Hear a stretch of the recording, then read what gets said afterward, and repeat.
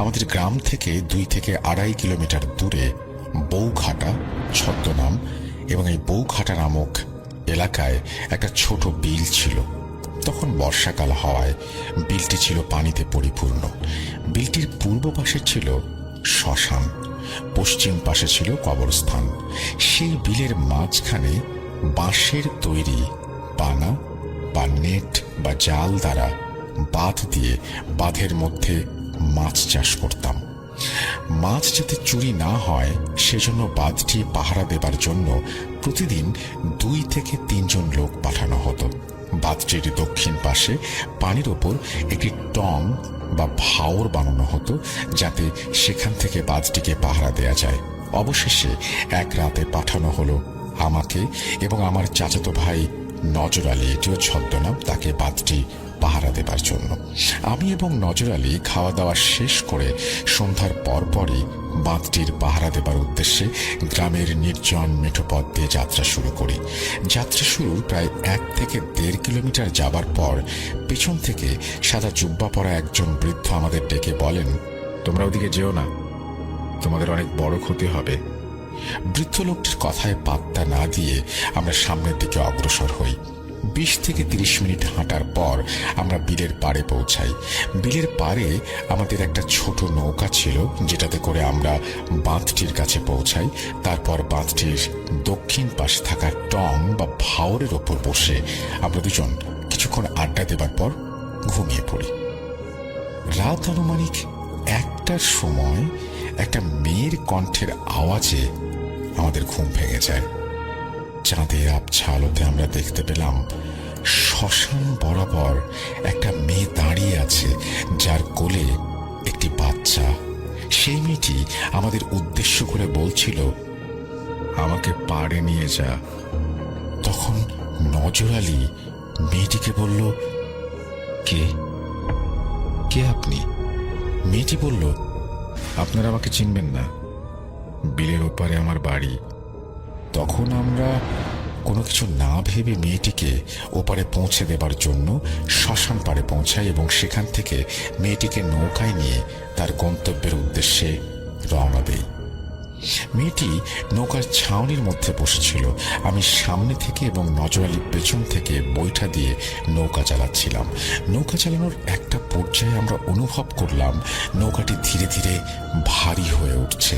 একসময় নৌকাটি এতটাই ভারী হয়ে গেল যে আমরা আমাদের সর্বশক্তি দিয়েও বৈঠা চালানোর পরেও নৌকাটি একটুও এগোচ্ছিল না। এমন সময় নজর আলী শুনতে পায় নৌকার ছাউনির মধ্য থেকে কেমন একটা হাড় চেবানোর শব্দ আসছে। বিষয়টি বোঝার জন্য নজর আলী যখন ছাউনির কাছে যায়, তখন সে যা দেখে তা দেখার জন্য সে মোটেও প্রস্তুত ছিল না। সে দেখে সেই মেয়েটি তার কোলে থাকা বাচ্চার হাতের আঙুল ছিঁড়ে চিবিয়ে চিবিয়ে খাচ্ছে। নজর আলীর দিকে চোখ পড়তেই মেয়েটি সেই বাচ্চার আরেকটি আঙুল খেতে থাকে এবং সে অদ্ভুতভাবে তাকিয়ে থাকে। এই ঘটনাটি নজর আলী আর সহ্য করতে না পেরে নৌকা থেকে পানিতে লাফ দেয় এবং সে আমাকে বলে, জীবন বাঁচাতে চাইলে পানিতে লাফ দাও। তার কথা শুনে আমি পানিতে লাফ দেই এবং সাঁতরাতে থাকি। হাঁটু পানিতে আসার পর আমরা দিক বিদিক হয়ে দৌড়াতে থাকি। কিছু দূরে যাওয়ার পর আমি চারিদিকে তাকিয়ে দেখি নজর আলী নেই। তারপর হঠাৎ আমি শুনতে পেলাম একটা নারী কণ্ঠ চিৎকার করে বলছে, আমাকে বাঁচাও, আমাকে বাঁচাও। চিৎকার শোনার পর চাঁদের আবছা আলোতে আমি দেখতে পেলাম আমার থেকে হাত পিশেক দূরে একটা অবয়ব মাঝ বয়সী একটা মেয়েকে বটগাছের ডালের সাথে ঝুলিয়ে জোরপূর্বক ফাঁসি দেওয়ার চেষ্টা করছে। মেয়েটিকে বাঁচানোর জন্য যতক্ষণে আমি মেয়েটির কাছে পৌঁছাই, ততক্ষণে মেয়েটি শেষ নিঃশ্বাস ত্যাগ করেছে। যখন আমি মেয়েটির মুখের দিকে তাকাই, তখন আমি দেখতে পাই মেয়েটি আর কেউ নয়, মেয়েটি সেই যাকে আমরা নৌকায় করে পার করছিলাম। এই দৃশ্য দেখে আমার সমস্ত শরীর ভয়ে কাঁপতে থাকে। আমি চিৎকার দিয়ে যে সাহায্য চাইব সেই শক্তিটুকু আমার ছিল না। আমি মুখ দিয়ে কোনো আওয়াজ বের করতে পারছিলাম না। ঠিক তখনই সেই অবয়বটি একটা ভয়ানক পৈশাচিক হাসি দেয় এবং বলতে থাকে, তোকে এবার কে বাঁচাবে? একে তো মেয়েটির ঝুলন্ত লাশ, অপরদিকে অবয়বটির ভয়ঙ্কর পৈশাচিক হাসি। আমি বুঝে উঠতে পারছিলাম না কি করব। সূরা কালাম যা জানতাম পড়তে শুরু করলাম, কিন্তু ভয়ের কারণে কিছুই ঠিক হচ্ছিল না। অবশেষে নিজেকে বাঁচানোর জন্য দিক বিদিক হয়ে দৌড়াতে শুরু করলাম। দৌড়ানোর একটা পর্যায়ে কিছু একটার সাথে হোঁচট খেয়ে পড়ে যাই। তারপরে আমার আর কোনো কিছু মনে নেই। যখন আমার জ্ঞান ফেরে আমি নিজেকে আবিষ্কার করি বিছানায়। আমি আমার বাবাকে ডেকে বলি, আমি কিভাবে এখানে এলাম? তখন বাবা বলতে শুরু করেন, সকাল হয়ে যাবার পরেও যখন তোমরা বাড়ি ফিরছিলে না, তখন আমি এবং গ্রামের কয়েকজন মিলে তোমাদের খুঁজতে বের হই। অনেক খোঁজাখুঁজির পর শ্মশান পারে নজর আলীকে পাওয়া যায় এবং তোমাকে পাওয়া যায় শ্মশান থেকে আরেকটু দূরে, ওই ছালে কাটার কাছে। তোমার সাথে কি হয়েছিল বলতো? তখন আমি বাবাকে সবকিছু বলি। বাবাকে নজর আলীর কথা জিজ্ঞেস করতেই তিনি বললেন, নজর আলীর এখনো জ্ঞান ফেরেনি। নজর আলীর জ্ঞান ফিরে সেদিন বিকেলে। জ্ঞান ফেরার খবর পাওয়া মাত্রই আমি নজর আলীর কাছে যাই কি ঘটেছিল তার সাথে তা শোনার জন্য। তখন নজর আলী আমাকে নৌকার ছাউনির মধ্যে ঘটে যাওয়া ঘটনাটির বর্ণনা করে, যা আপনারা ইতোমধ্যেই শুনেছেন। এরপর আমি তাকে জিজ্ঞেস করলাম, সেই রাতে তুই কোথায় হারিয়ে গিয়েছিলি? তখন নজর আলী বলতে শুরু করে, জীবন বাঁচাতে আমরা দুজন যখন দৌড়াতে থাকি, তখন কিছু দূর যাওয়ার পর আমি দেখি আমার আশেপাশে তুমি নেই। আমি তোমাকে কয়েকবার ডাকার পরেও যখন সাড়া পাচ্ছিলাম না, তখন আমি হঠাৎ লক্ষ্য করি আমার থেকে কিছুটা দূরে হাঁটু পানিতে আমন ধানের ক্ষেতের মধ্যে কে যেন 4-5টা মহিষ চড়াচ্ছে। এই বিষয়টি দেখে আমার দেহে যেন প্রাণ ফিরে আসে। আমি যখন মহিষগুলোর কাছে যাই, তখন আমি দেখতে পাই মহিষগুলো সাধারণ মহিষ থেকে আলাদা। মহিষগুলোর কোনো চোখ ছিল না। সেই লোকটি আমাকে বলে, তুই এখানে এসে বড় ভুল করেছিস, এর ফল তুই পাবি। কোনো কিছু না ভেবেই আমি দৌড়াতে শুরু করি। দৌড়াতে গিয়ে কিছু দূর যেতে না যেতেই সেই মহিষগুলো আমাকে চারিদিক থেকে ঘিরে ধরে। আমি তখন এতটাই ভয় পাই যে ভয়ে জ্ঞান হারিয়ে ফেলি। আমার চাচার নাম ছিল ডেভিড, আর তার সাথে এই ঘটনাটা 2018 সালের মে মাসে ঘটেছিল। তিনি একটু অন্য ধরনের মানুষ ছিলেন। তিনি বেশি বাসায় থাকতেন না। তিনি ছিলেন জঙ্গল প্রেমী। বেশিরভাগ সময় জঙ্গলেই পড়ে থাকতেন আর জঙ্গলের বিভিন্ন গাছের ছবি তুলতেন। তার বাসার পাশে বিশাল এক জঙ্গল ছিল, সেখানেই তার বেশি সময় কাটত। তখন তার বয়স ছিল আনুমানিক 24 থেকে 25। তিনি ওই সময়টায় চাকরির খোঁজ করছিলেন, আর তাই বিভিন্ন জায়গায় তিনি সিভি দিচ্ছিলেন, কিন্তু তার কোথাও কোনো ধরনের চাকরি হচ্ছিল না। অবশেষে তার একটা চাকরির অফার আসলো। চাকরিটা বেশ পছন্দ হলো তার। কাজটা ছিল বাসা থেকে বেশ খানিকটা দূরে একটা জঙ্গলে। তার কাজটা ছিল টাওয়ারের ওপরে বসে দূরবীন দিয়ে জঙ্গলের চারপাশটা নজর রাখতে হবে। টাওয়ারের ওপরে একটি রুম ছিল, তাকে ওই রুমেই থাকতে হতো এবং তিনি একটা বিশেষ রেডিও ব্যবহার করতেন। রেডিওটা এমন যে দূরের মানুষের সাথেও যোগাযোগ করা যায়, আর তার সেই রেডিও দিয়ে তিনি অন্য সহকর্মীদের সাথে যোগাযোগ করতে পারতেন এবং এই কারণেই তাকে ওটা দেয়া হয়েছিল। আত্মরক্ষার জন্য তার একটা এয়ার গান ছিল। সে বেশ খুশি হলো, কারণ তার জঙ্গল বেশ পছন্দ হয়েছিল এবং তারপর সৌভাগ্যবশত চাকরিটা হয়েও গিয়েছিল। এবার তিনি সকালবেলা তার কর্মস্থলে চলে গেলেন। তাকে একজন সহকর্মী সব কাজ বুঝিয়ে দিলেন। দুপুরবেলা তিনি তার কাজ শুরু করলেন। প্রথমে তার সবকিছু ভালোই লাগছিল। তিনি বাইনোকুলার দিয়ে এদিক ওদিক দেখা শুরু করলেন। ফোনের ক্যামেরা ভালো ছিল না, তাই তিনি ভাবলেন প্রথম মাসের বেতন পেলেই একটা ভালো ক্যামেরা কিনবেন। তারপর বিকেলটাও ভালো কাটলো। সমস্যা হলো সন্ধ্যার পর থেকে তার সবকিছুই কেমন অস্বাভাবিক লাগতে শুরু করলো। তার চারিদিকে নীরব নিস্তব্ধ হতে থাকে। দিনের বেলার উপভোগযোগ্য পরিবেশ তার কাছে এখন ভয়ের কারণ হয়ে ওঠে। তারপরে তিনি রুমের ভেতরে ঢুকে গেলেন। তার রুমের ভেতরে অনেকগুলো বই ছিল। তিনি বই পড়তে শুরু করলেন, কারণ তিনি সময় কাটানোর আর কোনো উপায় পাচ্ছিলেন না। তিনি একটা বই নিয়ে বইয়ের শেষ পাতায় একটা কাগজ দেখতে পেলেন।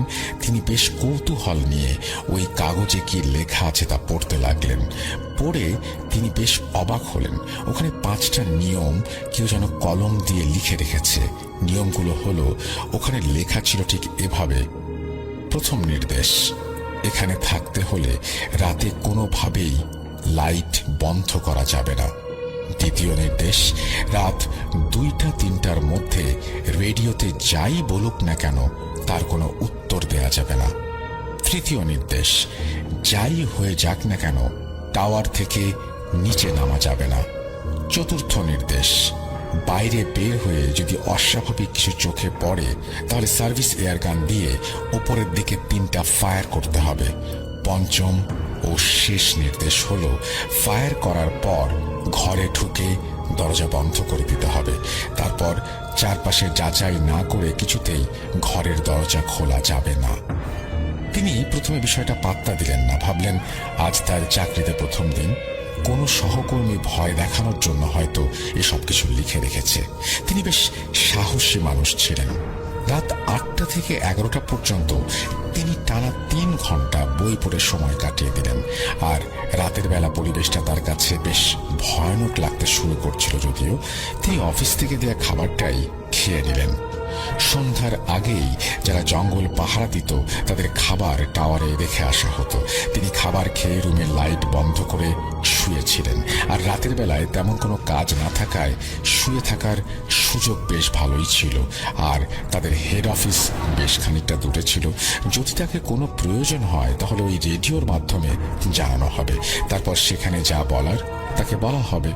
আর তার উপর বেশ কড়া একটা নির্দেশ ছিল, যদি সে বনে কোনো সমস্যা দেখে বা বনে কোনো আগুন লাগে তাহলে সাথে সাথে হেড অফিসে ফোন দিয়ে সেটা জানাতে হবে। তার উপর তাকে মাঝে মাঝেই বাইনোকুলার দিয়ে চারপাশ পর্যবেক্ষণ করার নির্দেশও দেয়া হয়েছিল। মূল সমস্যা রাত 12:30 থেকে তার সাথে ঘটা শুরু হয়। তিনি তার রুমের ভেতরে অন্য কারো উপস্থিতি অনুভব করতে শুরু করলেন। তার মানে তার মনে হচ্ছিল তার ঘরে তিনি একা নন, অন্য একজন আছে যিনি নিঃশ্বাস নিচ্ছে। তারপর তিনি যা দেখলেন তা দেখে তিনি বেশ ভয় পেয়ে গেলেন। তিনি তার ঘরে বেশ কালো ও লম্বা একটি ছায়ামূর্তি দেখতে পান। আর তারপর তার প্রথম নির্দেশের কথা মনে পড়ে যায়। সেখানে লেখা ছিল, রাতে কোনোভাবেই রুমের লাইট অফ করা যাবে না। তারপর তিনি রুমের লাইট জ্বালিয়ে দেন। তিনি জানালাটা কোনো একটা কারণে খুলেছিলেন। তিনি সেখানে ধোয়ার মতো কিছু একটা দেখে বেশ ভয় পান। আর তারপরে তিনি বিষয়টা হেড অফিসে জানান। সেখান থেকে বলা হয়, আপনি প্রথম দিন কাজে জয়েন করেছেন, তাই হয়তো কোনো কিছু দেখে ভয় পেয়েছেন। তবুও আমরা বিষয়টা দেখছি। এবার আসল সমস্যা শুরু হলো। রাত তখন 2টা। তিনি স্পষ্ট শুনতে পাচ্ছিলেন কেউ যেন তার রেডিওতে তার সাথে যোগাযোগ করার চেষ্টা করছে, তাকে কিছু একটা বলছে। কিন্তু সমস্যা হলো তার সাথে রেডিওর ওই পার থেকে একটা অন্যরকম ভাষায় কথা আসছিল। তিনি বুঝতে পারছিলেন না তাকে কি বলা হচ্ছে। তিনি ওই ভাষাটা বুঝতে পারেন রাত 2:15। তিনি শুনতে পেলেন ওই পার থেকে তাকে বলছে, দয়া করে আমাকে সাহায্য করুন। তিনি একটা দ্বিধাদ্বন্দ্বের মধ্যে পড়ে গিয়েছিলেন, উত্তর দিবেন নাকি চুপ করে থাকবেন। কারণ তার কাগজে লেখা দ্বিতীয় নির্দেশনার কথা মনে পড়ে যায়। সেখানে স্পষ্ট লেখা ছিল, রাত 2টা থেকে 3টার মধ্যে রেডিওতে যাই বলুক না কেন কোনো উত্তর দেয়া যাবে না। তারপর তিনি বেশ কিছুক্ষণ চুপ করেছিলেন। এরপর তিনি দেখলেন রেডিওতে আর কোনো শব্দ হচ্ছে না। কিছুক্ষণ পর আবার একই শব্দ হচ্ছে, আমি বেশ আহত, আমাকে দয়া করে সাহায্য করুন। তিনি এবারও কোনো উত্তর দিলেন না। আবার কিছুক্ষণ পর সেই একই রকম শব্দ শুনতে পান। এবার তিনি উত্তর দিলেন। তিনি বললেন, আমি আপনাকে কিভাবে সাহায্য করতে পারি? তখন রেডিওর ওই পাশ থেকে উত্তর আসে, আপনি এতক্ষণ কোথায় ছিলেন? আমি কখন থেকে আপনার সাথে যোগাযোগ করার চেষ্টা করছি। আপনি নিশ্চয়ই ঘুমাচ্ছিলেন। তিনি বলেন, না, আপনি বলেন, আমি আপনার জন্য কিভাবে সাহায্য করতে পারি। রেডিওর ওই পাশ থেকে উত্তর আসে, আমি একটু আহত হয়েছি, আপনি নিচে নেমে আসুন। তিনি তখন ভেবেছিলেন এখন কি করবেন, নিচে যাবেন কিনা। হঠাৎ করে তার ওই তৃতীয় নির্দেশনার কথা মনে পড়ে যায়, যেখানে স্পষ্ট লেখা ছিল যাই হোক না কেন নিচে নামা যাবে না। আবার তিনি মনে মনে ভাবতে থাকেন, সত্যি অফিসের কেউ আহত নয় তো? আর যদি সত্যি কেউ আহত হয় তাহলে সাহায্য না করার জন্য তাকে ওপর মহলের কর্মকর্তাদের নিকট জবাবদিহি করতে হবে। তিনি এবার ভাবলেন নিচে নামবো না, কিন্তু একটু বাইরে বের হয়ে দেখি কি অবস্থা। কিন্তু এবার তিনি যা দেখলেন তা দেখার জন্য তিনি কখনোই প্রস্তুত ছিলেন না। তিনি ওপরের থেকে দেখলেন টাওয়ারের সামনে অনেকগুলো হায়নার মতো প্রাণী দাঁড়িয়ে আছে আর ওপরের দিকে তাকিয়ে আছে। তাদের চোখগুলো আগুনের মতো জ্বলজ্বল করছিল।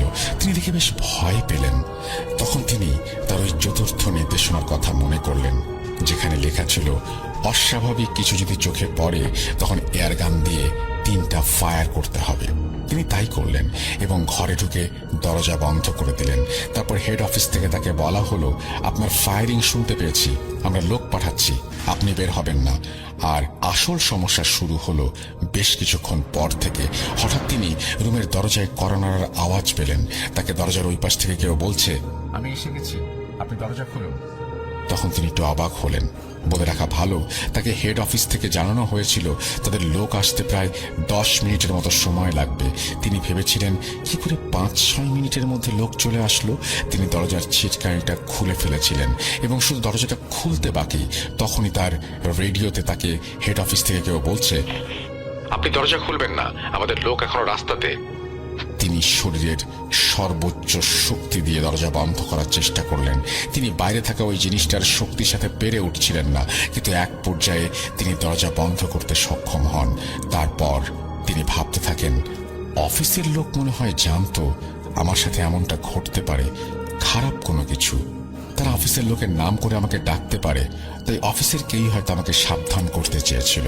আর তার মনে হয় সিসিটিভি ক্যামেরায় তারা দেখতে পেয়েছিল আমি দরজা খুলতে যাচ্ছি। তারপর তিনি ঘরের ভেতর দরজা বন্ধ করে বসেছিলেন। আর তিনি দরজা দেওয়ার পরেই বাইরে থেকে জিনিসটা জোরে জোরে চিৎকার করতে থাকে। সেই চিৎকারের শব্দ এত ভয়ানক ছিল যে ওই চিৎকারে তার বুক কেঁপে উঠেছিল। আর শুধু তাই নয়, তার মনে হচ্ছিল কে যেন তার ওই রুমের দরজায় অনবরত জোরে জোরে কিল, ঘুষি, লাথি মেরে যাচ্ছে। কিছুক্ষণ পর দরজার শব্দ বন্ধ হয়ে যায় আর তিনি একটু স্বস্তি বোধ করেন। এটা ভেবেছে বাইরের ওইটা হয়তো চলে গেছে। তার কিছুক্ষণ পর তিনি নিচে একটা বাইকের আওয়াজ শুনতে পান। তিনি ভাবেন এবার হয়তো সত্যিই অফিসের লোক এসে গেছে, কিন্তু তিনি ভাবতেও পারেননি তার জন্য ভয়ানক কিছু অপেক্ষা করছে। এরপর তিনি নিচে বিশাল মারামারির আওয়াজ শুনতে পেলেন এবং ওই পঞ্চম নির্দেশের কথা তখন তার মনে পড়ে যায় এবং সেখানে বলা হয়েছিল ফায়ার করার পর কোনোভাবেই ঘর থেকে বের হওয়া যাবে না। তিনি ঘরের ভেতরেই ছিলেন। তিনি পরের দিন সকাল পর্যন্ত ওই টাওয়ারের উপরে ছিলেন। পরদিন তিনি নিচে নেমে এসে দেখলেন টাওয়ারের আশেপাশে ছোপ ছোপ রক্তের দাগ। আর অফিসের লোকরা আসার পথে বাইকের নিয়ন্ত্রণ হারিয়ে জঙ্গলের একটি গাছের সাথে ধাক্কা খেয়েছে এবং বেশ আহত হয়েছে, তাই তারা আসতে পারেনি। আমি যখন ক্লাস 7-এ পড়ি তখন আমার ক্লাসে সোনালি নামে একটা মেয়ে ছিল। সে অন্য ছেলে মেয়েদের থেকে আলাদা ছিল। সোনালির সাথে কেউ কথা বলতো না, কারণ তার হাতে সবসময় একটা তসবিহ থাকতো যেটা সে ক্যারি করত।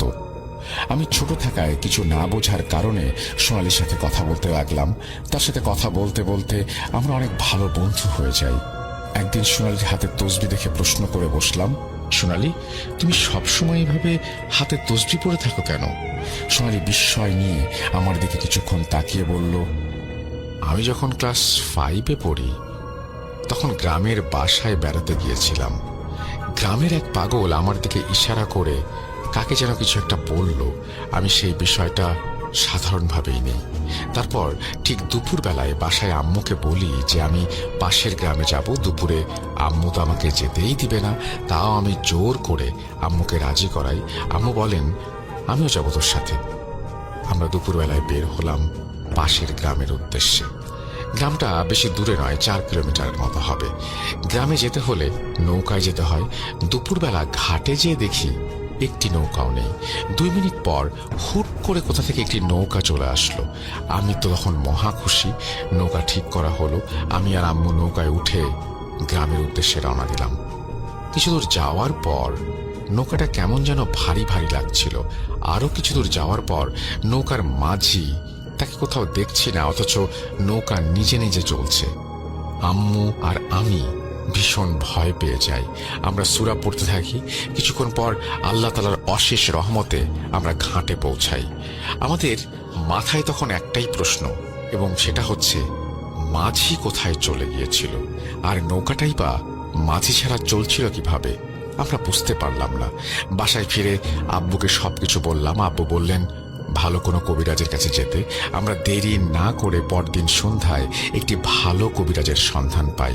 কবিরাজ আমাদের দেখে বললেন, কি হয়েছে? আম্মু আব্বু কবিরাজকে সবকিছু খুলে বললেন।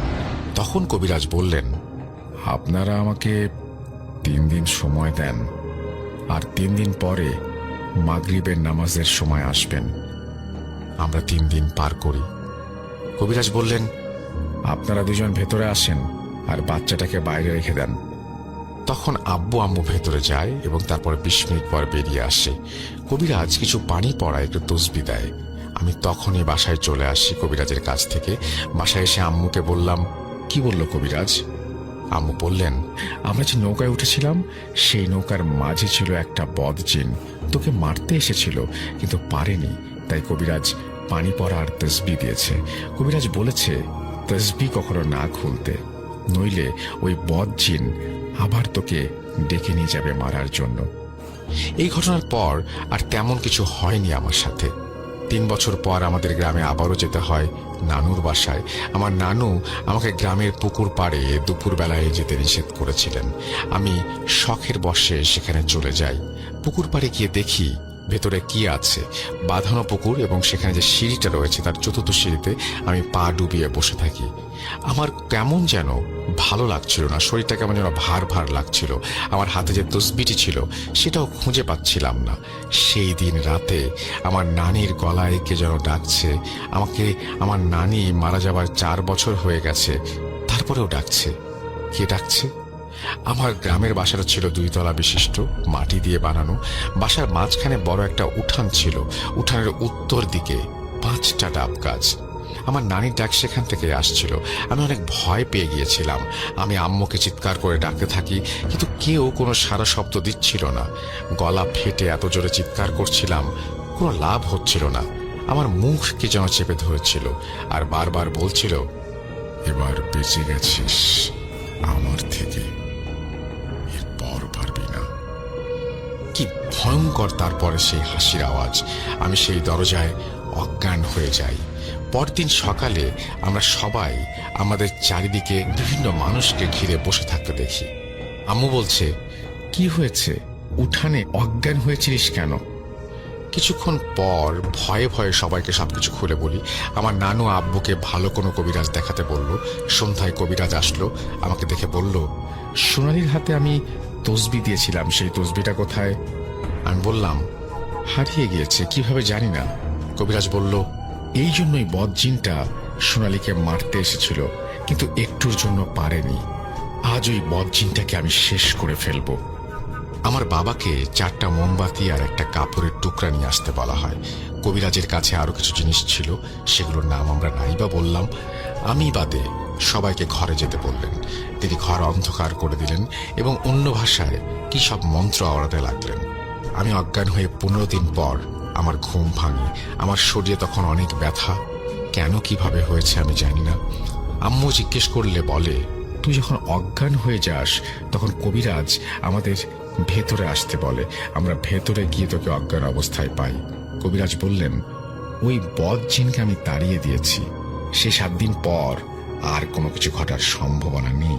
আজকের ঘটনাটি আমি শুনেছি একজন হুজুরের কাছ থেকে। হুজুরের সাথে আমার পরিচয় হয়েছিল একটি মাহফিলে। গত ডিসেম্বর মাসের শুরুর দিকে বড় মসজিদে একটি মাহফিল হয়েছিল। বড় হুজুরের সাথে আমার সম্পর্ক ভালো থাকায় আমি ওনার সাথে মাঝে মাঝেই দেখা করতে যেতাম। সেবার মাহফিল চলছিল, আমার জানা ছিল না, তাই হুজুরের সাথে দেখা করার জন্য আমি অপেক্ষা করছিলাম মসজিদ প্রাঙ্গণে। হঠাৎ বয়স্ক একজন লোক এসে দাঁড়ালেন আমার সামনে, মাথায় টুপি আর পাঞ্জাবি গায়ে। আমাকে দেখে উনি বললেন, অনেকক্ষণ থেকে লক্ষ্য করছি আপনি এখানে দাঁড়িয়ে আছেন, আপনার গলায় ওটা কি? এখানে বলে রাখা ভালো, আমার নিজের সমস্যার জন্য আমি গলায় একটি তাবিজ ধারণ করি। 2015 সাল থেকেই আমি এটা করি। বর্তমানে সেটি আমি প্রতিদিন ব্যবহার না করলেও মাঝে মাঝে ব্যবহার করে থাকি। লোকটার প্রশ্ন শুনে আমি থতমত খেয়ে দুই পাশে আর পেছনে তাকিয়ে দেখি সেখানে আমি ছাড়া বলার মতো কেউ নেই। তখন আমি সেই লোকটির দিকে তাকিয়ে বললাম, আপনি কি আমার সাথে কথা বলছেন? হ্যাঁ, তাবিজ কেন পড়েন? এটা আসলে তাবিজ না, এটা আল্লাহ লেখা একটা লকেট। নামাজ পড়লে আর মনে বিশ্বাস রাখলে এসব পড়তে হয় না। আপনি কে? আমাকে এত কিছু জিজ্ঞেস করছেন? আমি শহরে নতুন, মাহফিলে যোগ দিতে এসেছি অনেক দূর থেকে। আপনি তো বললেন না কেন তাবিজ পড়েন। আমি ওনাকে উত্তর না দেয়ায় উনি বললেন, আপনি কি ভয় পাচ্ছেন? ভাবছেন আমি তাবলিগ জামাতের লোক, আপনাকে দলবদ্ধ করে নিয়ে বয়ান শোনাবো? না না, আমি অমন কেউ নই। বলতে পারেন আমি আল্লাহর একজন বান্দা। আমি ওনাকে বললাম, আপনি শুনে কি করবেন? আমি আপনাকে বিশ্বাস করব কিভাবে? উনি একগাল হেসে বললেন, আরে মসজিদে দাঁড়িয়ে আমি আপনাকে মিথ্যা বলবো? আমার তো জীবন প্রায় শেষ। আমি ওনাকে আর কিছু না বলে মসজিদের বারান্দায় নিয়ে গিয়ে বসি। উনিও আমার সাথে এসে বসেন। একটু পর পর উনি ওনার বুকে হাত দিচ্ছিলেন এমন ভাবে যে মনে হচ্ছিল উনি বুকে ব্যথা পাচ্ছেন। আমি ওনাকে জিজ্ঞেস করলাম, কি হয়েছে আপনার? এমন করছেন কেন? উনি বললেন, জীবন বড় বিচিত্র বাবা। আমি এখান থেকে ওখানে ঘুরে বেড়াই, আমার কোনো পরিবার নেই, বিয়েও করিনি, শেষ বয়সে একাই মরতে হবে। জানতে চাও কেন এমন করছি? আমি আগ্রহ নিয়ে বললাম, জি বলেন। এরপর উনি ওনার ব্যাগ থেকে একটা বাক্স বের করলেন। বাক্স খুঁড়তেই দেখলাম ওটা একটা পানের বাক্স। উনি নিজে একটা পান বানিয়ে খেলেন আর আমাকেও একটা বানিয়ে দিলেন। পান খেতে খেতে উনি আমাকে এমন একটি ঘটনা বললেন যা আমি কখনো শুনিনি আর ভাবতেও পারিনি। আমি হলপ করে বলতে পারি এমন ঘটনা আপনারাও কখনো শোনেননি। ঘটনাটি আমি হুজুরের ভাষায় বলছি আর আমার অনিচ্ছাকৃত ভুল ত্রুটির জন্য ক্ষমা প্রার্থনা করছি। বলছেন হুজুর।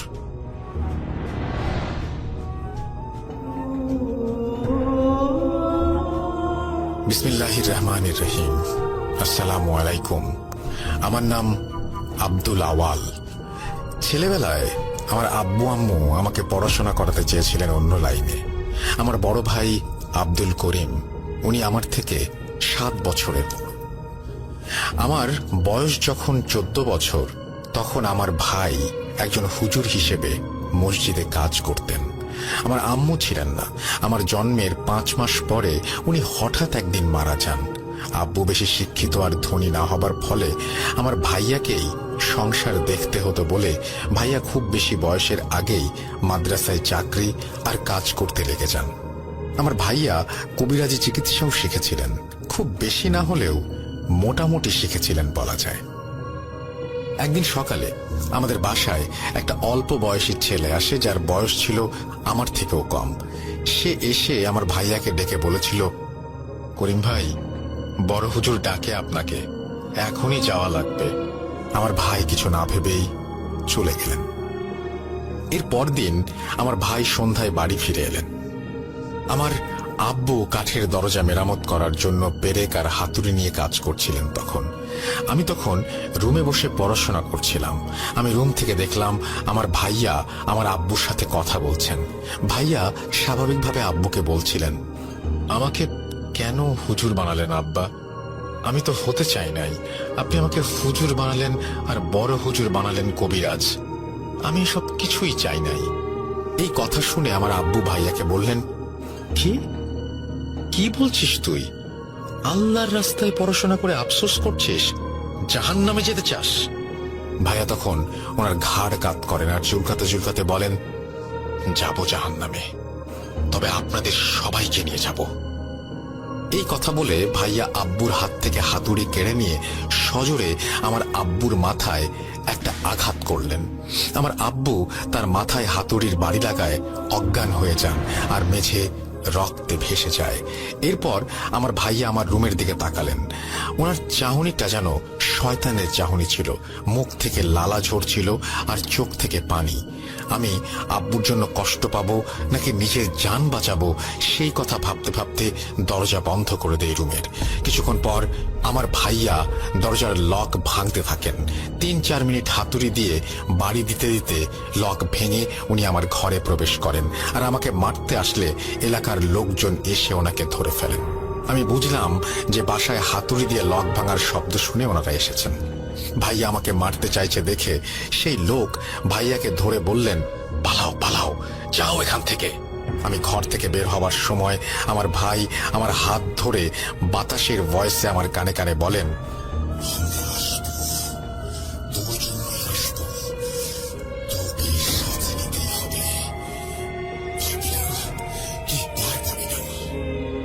আমি ভাইয়ার কথা শুনে এক ঝাড়া দিয়ে আমার হাত থেকে ওর হাত ছাড়িয়ে দৌড়ে রুম থেকে বেরিয়ে চলে আসি।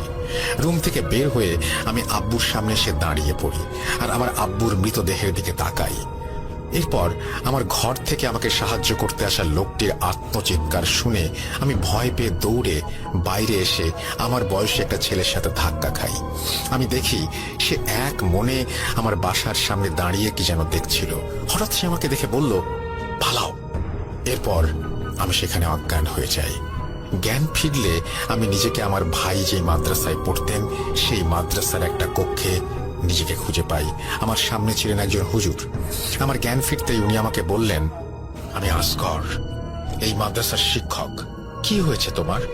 তোমার বাবার ওই অবস্থা কে করেছে? তোমার ভাই কোথায়? আমি ওনার কথা শুনে ওনাকে আমার আব্বুর কথা জিজ্ঞেস করলে হুজুর আমাকে বললেন, তোমার বাবা আর এই দুনিয়ায় নেই। কেউ কোনো কিছু একটা দিয়ে এমন ভাবে আঘাত করেছে যে মাথা ফেটে ভেতরে অনেকটা ঢুকে গেছে, আর এতেই তোমার বাবা মারা গেছেন। কিন্তু তোমার ভাই কোথায়? আমি হুজুরকে তখন রাতের সব ঘটনা খুলে বলি আর হুজুর আমাকে বলেন, কি বলছো? তোমার ভাইয়া? তোমার ভাইয়াকে পুলিশ খুঁজছে? এরপর আমি হুজুরকে বলি, হুজুর, ভাইয়া গতকাল কোথায় গিয়েছিল বড় হুজুরের সাথে? আসার পরে এমন অবস্থা। হুজুর আমাকে বললেন, বড় হুজুর মানে আমজাদ হুজুরের কথা বলছো? আমি মাথা নেড়ে হ্যাঁ বোধক সম্মতি জানাতেই উনি বললেন, তোমার ভাইয়াকে আমজাদ হুজুর একটা রোগীর বাড়ি নিয়ে গেছিলেন গতকাল, চলো ওনার সাথে দেখা করি। এরপর হুজুর আমাকে আমজাদ হুজুরের কাছে নিয়ে গেলেন। উনি বললেন, গতকাল তোমার ভাইয়াকে নিয়ে জিনের আসর হয়েছে এমন একটা রোগী দেখতে গিয়েছিলাম। ছেলেটা ছিল তোমার বয়সী। রোগীর পরিবারের ভাষ্য মতে জিনের আসর ছিল তার ওপর, কিন্তু তেমন কিছুই ছিল না বলে আমি তোমার ভাই সেখান থেকে চলে আসি। এরপর তোমার ভাই আমাকে বলে, হুজুর আমি বাসায় যাই, আমার জরুরি কাজ আছে, এই বলে সে চলে যায়। এরপর ভোরের দিকে আমাকে ঘুম থেকে জাগিয়ে মাদ্রাসার একজন ছাত্র বলে, করিমদের বাসায় ঝামেলা হচ্ছে। এই কথা শুনে আমি আসগর হুজুরকে তোমাদের বাসায় পাঠাই। উনি সেখানে গিয়ে দেখেন তুমি বাইরে পড়ে আছো। কি হয়েছে? আমি তখন আমজাদ হুজুরকে সব ঘটনা খুলে বলি। এও বলি যে ভাইয়া বাসায় আসার পর থেকেই খুব বাজে আচরণ করছিলেন আব্বুর সাথে। তার মুখ দিয়ে লালা ঝরছিল আর চোখ কেমন যেন হয়ে গিয়েছিল। আমজাদ হুজুর এই কথা শুনে বললেন, জিনের আসর হয়েছিল মনে হয় তোমার ভাইয়ার ওপর। আমি তোকে চিনি, ওর তো এমন করার কথা না। কি হয়েছে বুঝতে পারছি না। এরপর আমজাদ হুজুর আসগর হুজুরকে বললেন আমাকে ওনার ঘরে নিয়ে যেতে। আসগর হুজুর আমাকে ওনার ঘরে নিয়ে আসলে আমি ওনাকে বলি যে ভাইয়া আমাকে বলেছেন যে সে আসবে আর আরো কি সব। এর মানে কি? আসগর হুজুরের মুখে তখন এক কালো ছায়া পড়ে যায় আর উনি বলেন, খোদ শয়তানের বাদশা, তোমার ভাই খুব বেশি খারাপ কিছুর হাতে বন্দী। তোমার ভাইকে খুঁজে পেতে হবে আর আর আমাদের তৈরি থাকতে হবে। খারাপ কিছু মানে? তুমি ছোট, এখন এত কিছু বুঝবে না। আমাকে তৈরি করুন হুজুর, আমি কবিরাজি শিখব আল্লাহর কালামের শক্তি অর্জন করব। আমাকে শিখান। ভাইয়াকে খুঁজে বের করে ওকে আমি ভালো করে তুলব। এই রাস্তা থেকে পালাবার বা পেছন ফেরার কোনো উপায় নেই বাবা। তোমার ভাই আমাদের আমজাদ হুজুরের ছাত্র ছিলেন, ভালো ছেলে ছিলেন উনি। তুমিও ওর পথে হাঁটবা? তুমি কি রাজি আছো নিজের জীবন বদলে ফেলতে? তুমি ভালো ছাত্র, সামনে আল্লাহর ইচ্ছা থাকলে ভালো ভবিষ্যৎ তোমার। তুমি কি সেই সুন্দর ভবিষ্যৎ ত্যাগ করবা? আল্লাহ আমাকে এই মোড়ে এনেছেন হুজুর, আপনি আমাকে শেখান। আমি আমার বাবাকে হারালাম আজ, আমার ভাইকে আমার খুঁজে পেতে হবে। সে আমার একমাত্র পরিবার এখন। এরপর হুজুর আমাকে কবিরাজি আর আল্লাহর রাস্তায় শয়তানের বিরুদ্ধে একজন যোদ্ধা হিসেবে তৈরি করতে রাজি হন। বছরে বছর চলে আমার শিক্ষা। এভাবে 12টা বছর কেটে যায়। আমি শিখেছিলাম আর বিভিন্ন জায়গায় আমার ভাইকে খুঁজছিলাম। আমার ভাইকে আমি কোথাও খুঁজে পাচ্ছিলাম না, আর আমি শয়তানি কোনো অস্তিত্ব অনুভব করিনি এই 12 বছরে। আস্তে আস্তে দিন পার হতে থাকে আর আমি আমার ভাইয়ের খোঁজ করা জারি রাখতেই থাকি, কিন্তু আশা যেন প্রায় ছেড়েই দিয়েছিলাম। এর কয়েক বছর পর একদিন আসগর হুজুর আমাকে ডেকে বললেন, আউয়াল, তুমি এখন প্রস্তুত। এই 16-17 বছরে আমি তোমাকে কখনোই কোনো কাজে নিয়ে যাইনি, তবে একটা সমস্যা পেয়েছি যার চিকিৎসার কাজ করতে হবে। যাবে আমার সাথে? তোমার ভাই যদি কখনো ফিরে আসে তবে তোমাকে তার ভেতরে থাকা শয়তানের মোকাবেলা করতে হবে। তোমাকে এখন থেকেই অভ্যস্ত হতে হবে। তুমি এখন প্রস্তুত? যাবে? আমি ইনশাআল্লাহ আর অবশ্যই যাব বলে জানাই হুজুরকে। সেদিন সন্ধ্যার পর আমরা একটা বাসার সামনে গিয়ে দাঁড়াই। হুজুরের হাতে বাসার ঠিকানা লেখা কাগজ। বাসার সামনে আমার মতো বয়সী একজন ভদ্রলোক দাঁড়িয়েছিলেন। উনি আমাদের সালাম দিলেন আর জিজ্ঞাসা করলেন, আপনারাই কি কাজ করতে এসেছেন? হুজুর সালামের উত্তর দিয়ে বললেন, জি, চলুন রোগী দেখে আসি। এরপর হুজুর আর আমি সেই ভদ্রলোকটিকে ফলো করে ওনার সাথে ভেতরে গেলাম। বাসার ভেতরে গিয়ে দেখলাম একজন বয়স্ক মহিলা টেবিলের ওপর মাথা দিয়ে চেয়ারে বসে আছেন। আমাদের দেখে উনি চোখ মুছতে মুছতে বললেন, আসছেন আপনারা? আমার স্বামী, উনি কাল থেকে উদ্ভট আচরণ করছে, ওনাকে সাহায্য করেন দয়া করে। এরপর আমরা ওনাকে জিজ্ঞাসা করলাম কাল থেকে ওনার স্বামী ঠিক কি কি করেছেন। এরপর উনি আমাদের যা বললেন তা ছিল কিছুটা এমন, আমার স্বামী পাশের এলাকায় একটি মুদির দোকান করেন। খুব শান্ত স্বভাবের লোক সে। গতকাল সকালে উনি দোকানে গেলেন আর বিকালেই ফিরে আসলেন। বাসায় এসে উনি কিছু না খেয়ে না বলে বিছানায় শুয়ে পড়লেন। আমি বারবার বললাম খেয়ে নাও খেয়ে নাও, কিন্তু সে আমার কথা মনে হয় শুনেই না। সন্ধ্যাবেলায় সে হঠাৎ ঘুম থেকে জেগে উঠে বাইরে চলে গেল। 1-2 ঘন্টা পরে বাসায় এসে আমাকে বলতে লাগলো যে ভাত খাবে সে। আমি তাকে ভাত দিলাম। সে 2 জনের ভাত একাই খেয়ে ফেললো আর এরপর আরো ভাত চাইলো। আমি ওনাকে বলি যে আর ভাত নেই। এই কথা শুনে উনি উঠে এসে আমার চুলের মুঠি ধরে আমার মাথা দেয়ালের সাথে বাড়ি দিতে লাগলেন আর বলতে লাগলেন, কতদিন খাই না, ও না ডাকলে খাওয়াই হয় না। ওই ছেলেকে ধন্যবাদ, ও না থাকলে সর্দার আমাদের ডাকেই না, মরবি, সব মরবি। এই কথা বলে সে রান্নাঘরে গিয়ে বটি নিল আর নিজের গলায় লাগাতে গিয়ে দরজায় কে জানি টোকা দিল জোরে। যে দেখি এই ছেলে যে আপনাদের মাত্র ভিতরে নিয়ে আসলো সে দাঁড়িয়ে আছে। দরজা খুলতেই ও দৌড়ে এসে রান্নাঘরে গেলে আমার স্বামী তার হাত থেকে বটি ফেলে দিয়ে বলল, তুই? সর্দার তোকে খুঁজছে, তোর আশেপাশে যে থাকবে তাকে মরণের স্বাদ গ্রহণ করতে হবে।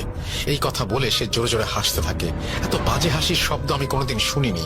এরপর এই ছেলে আর আমি আমার স্বামীকে রুমে এনে বিছানার সাথে বেঁধে দেই আর ছেলেটা আপনাদের খবর দেয়, হুজুর দয়া করে ওনাকে বাঁচান, দোহাই লাগে। মহিলার মুখে সব কথা শুনে আমি আর হুজুর সেই ছেলেটির দিকে তাকালাম আর জিজ্ঞাসা করলাম, আপনি কি জানতেন ওনার স্বামীর সমস্যা হচ্ছে? কিভাবে জানতেন? ছেলেটি উত্তর দিল, হ্যাঁ জানতাম, কিন্তু কিভাবে সেটা জানার সময় এখন না। আগে দয়া করে ওনার স্বামীকে বাঁচান। এরপর আমরা মহিলার স্বামীর ঘরে ঢুকে দেখি ওনার স্বামী হাত পা বিছানার সাথে বাঁধা। আমাদের দেখেই উনি আমাদের গালাগাল দিতে লাগলেন আর মোটা আওয়াজে আমাদের দিকে আঙ্গুল তুলে বলতে লাগলেন, কিরে, তোরা এই কাজে চলাস না, তাহলে তোদের অবস্থা গরিবের মতো হবে। এই কথা শুনে আমি অবাক হয়ে যাই আর দৌড়ে গিয়ে লোকটাকে জিজ্ঞেস করি, করিম? করিম ভাইকে কিভাবে চেনেন আপনি? কে আপনি? করিম এখন কোথায়? বলেন, আমাকে বলেন। আমার পাগলামি দেখে হুজুর পেছন থেকে আমাকে ধরে বলেন, আওয়াল, শান্ত হও, আমাদের ধোঁকা দিচ্ছে ও, আমাদের কাজ করতে হবে, শুরু করি চলো। এরপর আমরা বিসমিল্লাহ বলে আল্লাহর কালামের আয়াত উচ্চারণ করতে লাগলাম আর সেই ব্যক্তির গায়ে ফোঁ দিতে লাগলাম। এরপর আমরা রুমের চারপাশে আগরবাতির ধোঁয়া দিতে লাগলাম আর একটা দড়ি নিয়ে সেটিতে আয়াত পড়ে ফোঁ দিয়ে গিট বাঁধতে লাগলাম। আমরা যতবার গিট দিচ্ছিলাম ততবারই সেই ব্যক্তি ব্যথায় চিৎকার করে উঠছিল।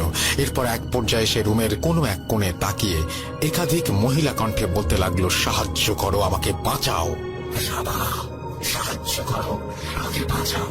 রুমের এক কোণে তার তাকানো দেখে আমরাও সেদিকে তাকাই, কিন্তু কাউকে দেখতে পাই না। এরপর সেই ব্যক্তি হাত পায়ের বাঁধন ছিঁড়ে আসগর হুজুরের ওপরে এসে লাফ দেন আর ওনার গলা টিপে ধরেন। আমি আর আমার বয়সী সেই ছেলেটা ওনাকে ধরে হুজুরকে মুক্ত করি আর সেই ছেলেটা মহিলার স্বামীকে ধরে বাঁধার চেষ্টা করতে গেলে আমি হুজুরকে ধরে উঠাচ্ছিলাম। হুজুরকে উঠিয়ে আমি সেই লোকের দিকে তাকিয়ে দেখলাম সেই লোকটি আমার বয়সী ছেলেটির কানে কানে ঠান্ডা হয়ে শুয়ে শুয়ে কি যেন বলছে। আমি আর হুজুর এই দেখে জলদি লোকটিকে বেঁধে ফেলি আর সেই ছেলেটিকে আমি টান দিয়ে আমার সামনে এনে বলি, কি বলছে শয়তান আপনাকে? বলুন আমাকে, আমার ভাইকে নিয়ে কিছু বলছে, বলুন। সেই ছেলেটি আমার দিকে ফ্যাল ফ্যাল করে তাকিয়েছিল, কিন্তু কিছু বলল না। তখন হুজুর আমাকে ধমক দিয়ে বলল, আওয়াল, তুমি এখানে চিকিৎসা করতে এসেছো নাকি তোমার ভাইকে খুঁজতে? বের হও সবাই ঘর থেকে, বের হয়ে যাও সবাই। হুজুরের মুখে এই কথা শুনে আমি সেই ছেলেকে নিয়ে বের হয়ে আসি রুম থেকে বের হয়ে আমি হাতে তসবিহ নিয়ে জিকির করতে থাকি। প্রায় 7-8 মিনিট পর রুম থেকে হুজুর বের হয়ে আসেন। বের হয়ে শুনি বললেন, সমস্যার সমাধান হয়ে গেছে, আওয়াল চলো মাদ্রাসায় ফিরে যাই। এই কথা বলে উনি আমার হাত ধরে আমাকে নিয়ে চলে যাচ্ছিলেন। আমি দেখলাম হুজুর যেন হাঁটতে হাঁটতে পড়ে যাচ্ছেন। আমি ওনাকে ধরে জিজ্ঞেস করলাম, হুজুর আপনি ঠিক আছেন? কি হয়েছে আপনার? হুজুর বললেন, আওয়াল, এই কবিরাজি কাজটা খুব কঠিন আর ক্ষতিকর। যতবার তুমি শয়তানের মোকাবেলা করতে তার মুখোমুখি হবে ততবার সে তোমার ভেতর থেকে জিকে বসবে, সে তোমার মনকে খেয়ে ফেলবে আস্তে আস্তে। আমার বয়স হচ্ছে, এই চাপ আমি আর নিতে পারছি না, শরীরটা খারাপ লাগছে বাবা। আর হ্যাঁ শোনো, এই যেই ছেলেটাকে দেখলে সে খুব খারাপ কিছু একটাকে আহ্বান করেছে, ভুগতে হবে আমাদের সবাইকে। সাবধান, তুমি ওই ছেলের থেকে দূরে থাকবে আর পারলে এই কাজটাও ছেড়ে দাও। এই কথা বলে হুজুর আমাকে নিয়ে মাদ্রাসায় ফিরে এলেন। সেদিন মাদ্রাসায় ফিরে আমি শুয়ে পড়লাম। আমার ঘরে এসে ভাবছিলাম, এই ছেলেটা কিভাবে বুঝলো মহিলার স্বামীর সমস্যা? মহিলার স্বামী বা আমার ভাইকে কিভাবে চেনেন? ছেলেটার কানে কানে সে কি বা বলেছিল? এইসব ভাবতে ভাবতে আমি ঘুমিয়ে যাই। পরদিন সকালে আমি ঘুম থেকে উঠে সকালের খাবার খেতে বসলে আসগর হুজুরকে অনুপস্থিত দেখে ওনাকে ডাকতে ওনার রুমে যাই। অনেকক্ষণ ডাকাডাকির পরেও উনি দরজা না খুললে আমরা সবাই দরজা ভেঙে রুমে ঢুকে দেখি হুজুর মারা গেছেন। বিছানায় পড়ে আছে ওনার ভয়ার্ত মৃতদেহ, চোখ দুটো খোলা আর ভয়ে মুখটা হাঁ ছিল ওনার। আমরা ওনার চোখ বন্ধ করে দিয়ে মসজিদে ঘোষণা দিয়ে ওনার জানাজা পড়িয়ে ওনার দাফন কাজ সম্পন্ন করি। আমি হুজুরের দাফন শেষে নিজেকে অনেক একা ভাবতে থাকি। কাঁদছিলাম বসে বসে আর ভাবছিলাম, বাবা মারা যাবার পর, আমার ভাইকে হারানোর পর হুজুরই আমার পরিবার ছিলেন। আমাকে আল্লাহ নেক রাস্তায় জ্ঞান দান করেছেন উনি আমাকে কবিরাজি শিক্ষা দিয়েছেন আর উনি আমাকে একা রেখে চলে গেলেন। প্রচন্ড মন খারাপের সময় আমি দেখলাম মাদ্রাসার গেইটের সামনে গতকালের সেই আমার বয়সী ছেলেটি দাঁড়ানো। ওকে দেখে আমার কেন যেন খুব রাগ হচ্ছিল। আমি ওকে বললাম, কেন এসেছেন আপনি, কি চান?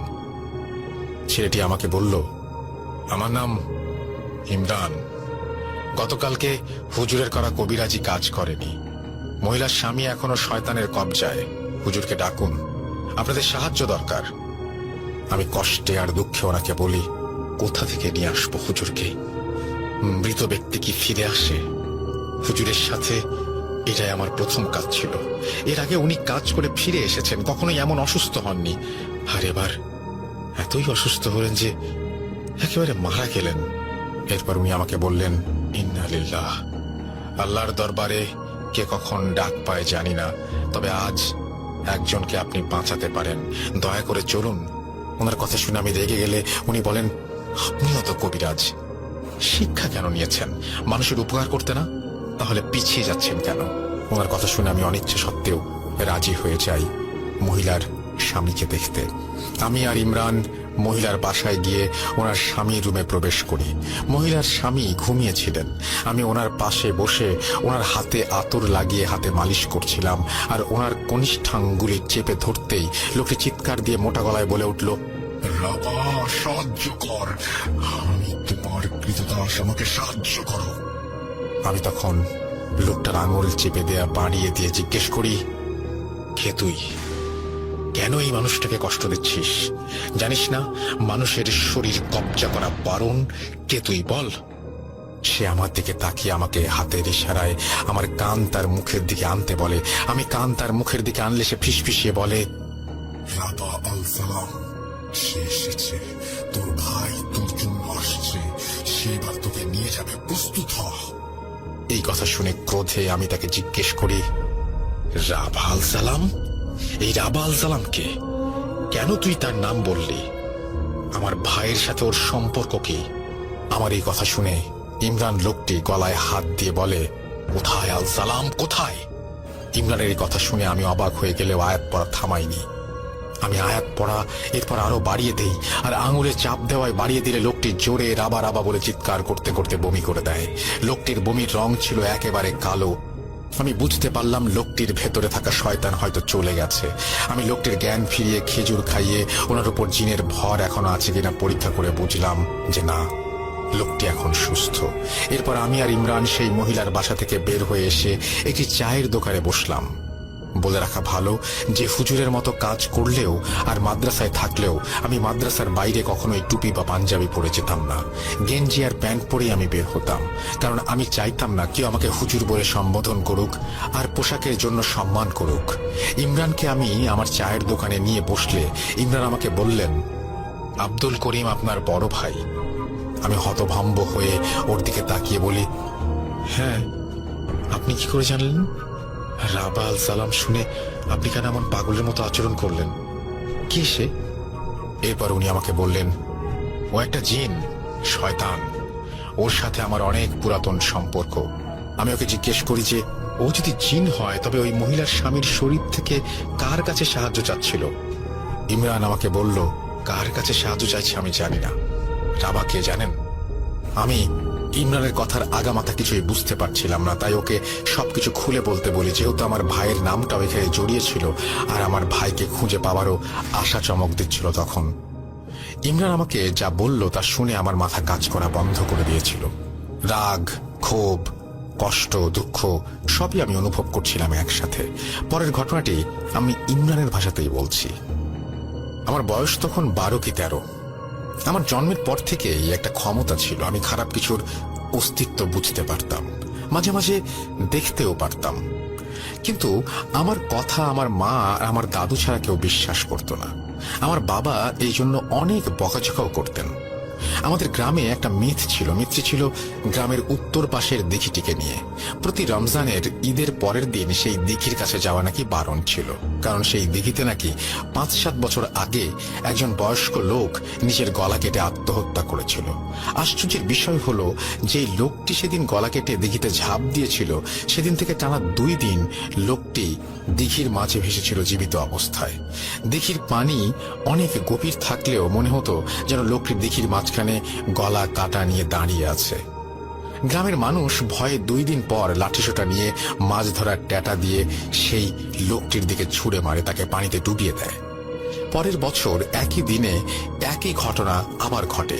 এরপর থেকে ঈদের পরের দিন সেই দিঘির কাছে কেউ যেত না। যারাই সেই দিঘিতে মারা যেত তারা ডুবে যাওয়ার আগে একটা কথাই বলতো, সেই রাবা আল সালাম আসছে।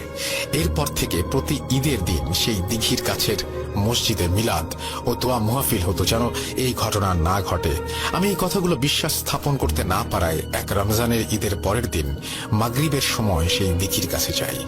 দিঘির কাছে যেতেই আমি দেখতে পাই কালো একটি অবয়ব সেই দিঘির পানির মাঝখানে দাঁড়িয়ে আছে। আমি ভয় পেয়ে যাই আর চোখের ভুল ভেবে সেখান থেকে চলে আসি। সেদিন রাতে আমি খুব বাজে কিছু একটার অস্তিত্ব অনুভব করি।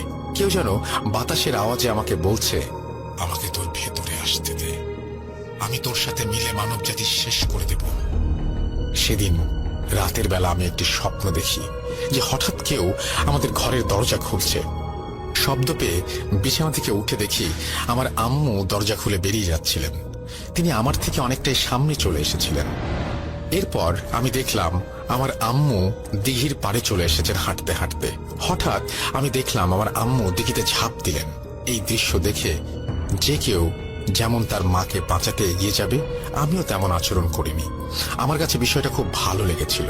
এদিকে আমার আব্বু আর দাদু জেগে উঠে আমাকে আমার আম্মুকে খুঁজতে দিঘির পাড়ে চলে আসেন আর দেখেন যে আমি দিঘির পাড়ে দাঁড়িয়ে আছি আর আমার আম্মু দিঘির পানিতে ছটফট করছেন। এই দেখে আমার আব্বু আমার আম্মুকে বাঁচাতে দিঘিতে নামতে লাগলেন, কিন্তু উনি আমার আম্মুকে বাঁচাতে পারেননি।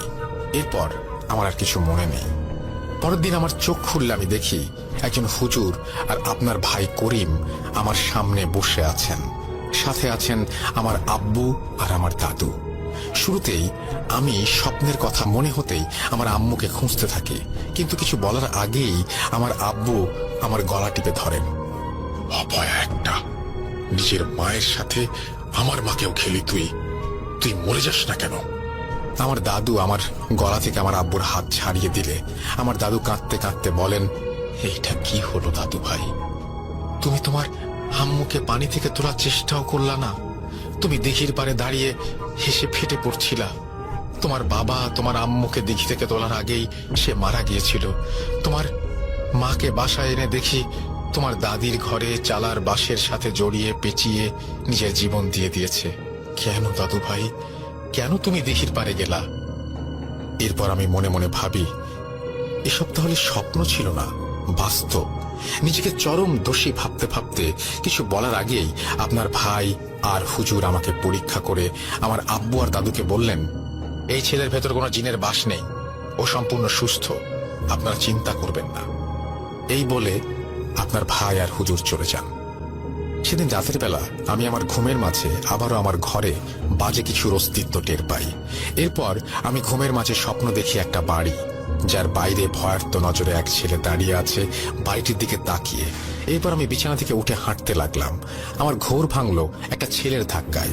আমি তখন দেখলাম যে ছেলের ধাক্কায় আমার ঘোর ভাঙলো সেই ছেলেটি একটু আগে দেখা আমার স্বপ্নের মতো একটি বাড়ির সামনে দাঁড়িয়ে বাড়ির দিকে তাকিয়ে আছে। হঠাৎ দেখলাম ছেলেটি অজ্ঞান হয়ে মাটিতে পড়ে গেল। এরপর কয়েকজন লোক আমাকে আর ছেলেটিকে ধরাধরি করে নিয়ে যাচ্ছিল। এমন সময় ঘর থেকে সকালে আসা করিম হুজুর অর্থাৎ আপনার ভাই বেরিয়ে আসলেন। ওনার হাতে একটি বটি আর গায়ে রক্ত লাগানো ছিল। ওনাকে দেখে সবাই ভয়ে এদিক ওদিক ছোটাছুটি করতে লাগলো। করিম হুজুর আমার সামনে এসে দাঁড়ালেন। ওনার চোখ ঝুলে গিয়েছিল আর জিভ অনেকখানি মুখ থেকে বেরিয়ে গিয়েছিল। উনি আমাকে ফিসফিস করে বললেন, আসবো, তোর জন্য আসবো, আগে তোর ভাইকে মারবো, পরে তোকে জিম্মায় নেব। নাম মনে রাখিস, মারজান রাবাহ আল সালাম। এই কথা শেষ হতে আমি অজ্ঞান হয়ে যাই। সকালে উঠে দেখি আমি আমার দাদুর কোলে শুয়ে আছি। আমার দাদু আমাকে জানালেন যে গত রাতে আমাকে কি অবস্থায় পাওয়া গিয়েছিল। দাদুর কথা শুনে আমার আব্বু বললেন, শয়তান, এই ছেলে আমাদের ঘরে শয়তানের প্রতিনিধি হয়ে জন্মেছে। আরে ওকে বের করে দাও, বের করে দাও আব্বা, বের করে দাও। আর কত জীবন খাবে ও জানি না, বের করো। আব্বুর এই কথা শুনে আমার দাদু ঠিক করেন আমাকে শহরে আমার চাচার বাসায় পাঠিয়ে দেওয়া হবে।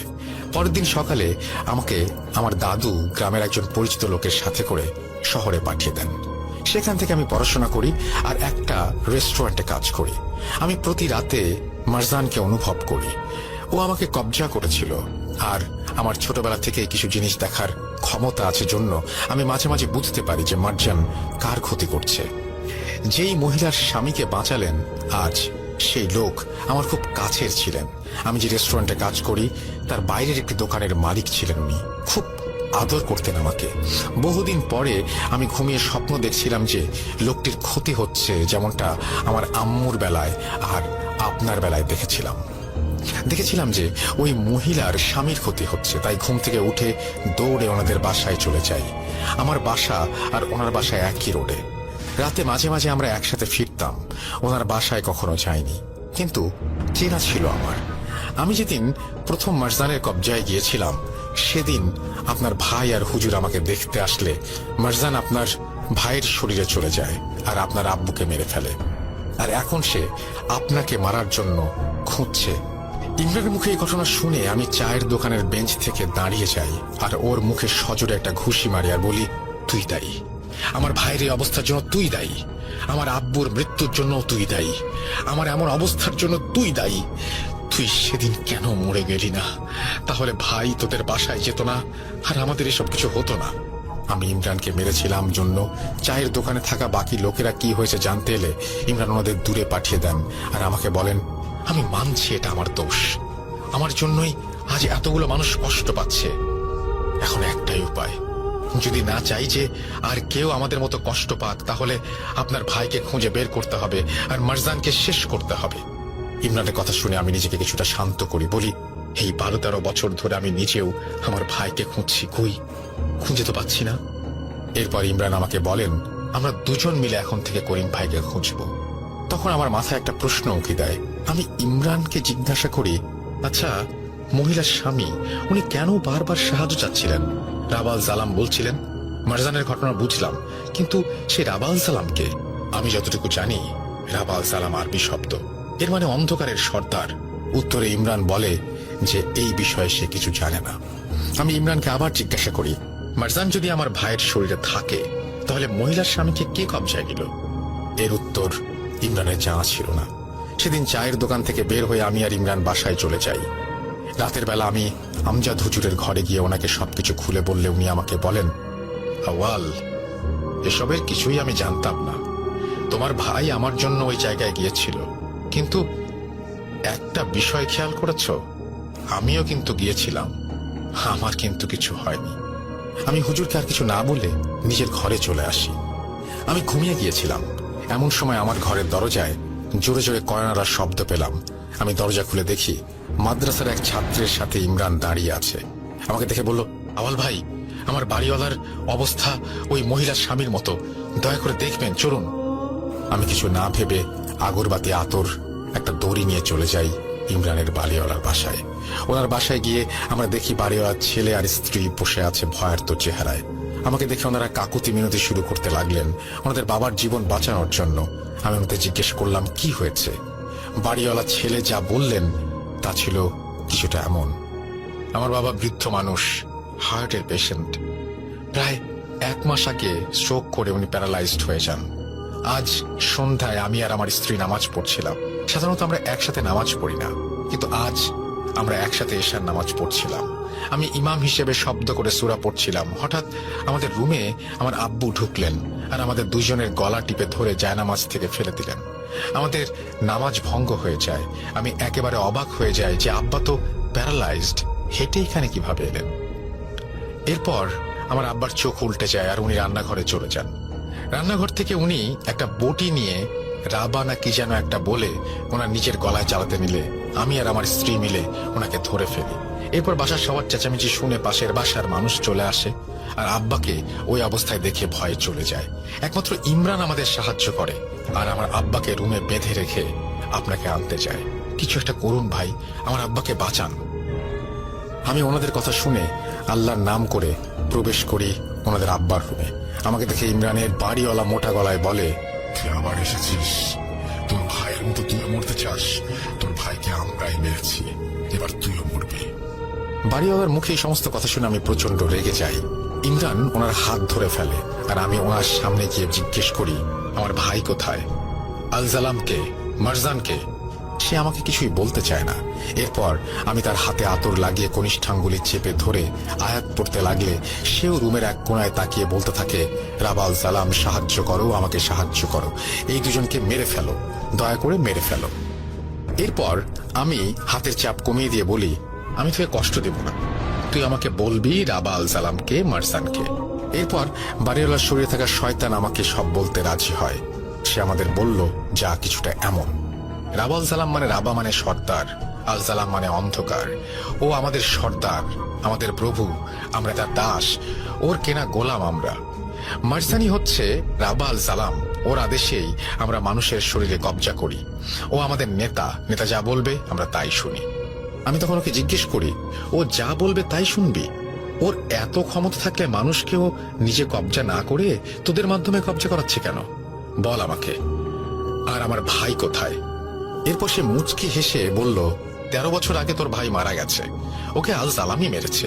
এই কথা বলে সে হঠাৎ রুমের এক কোণে দাঁড়িয়ে হাত জোর করে কাঁদতে কাঁদতে বলে, মাফ করে দাও, মাফ করে দাও আমাকে, আমি কষ্ট সহ্য করতে না পেরে ওদের সব বলে দিয়েছি, ক্ষমা করো আমাকে।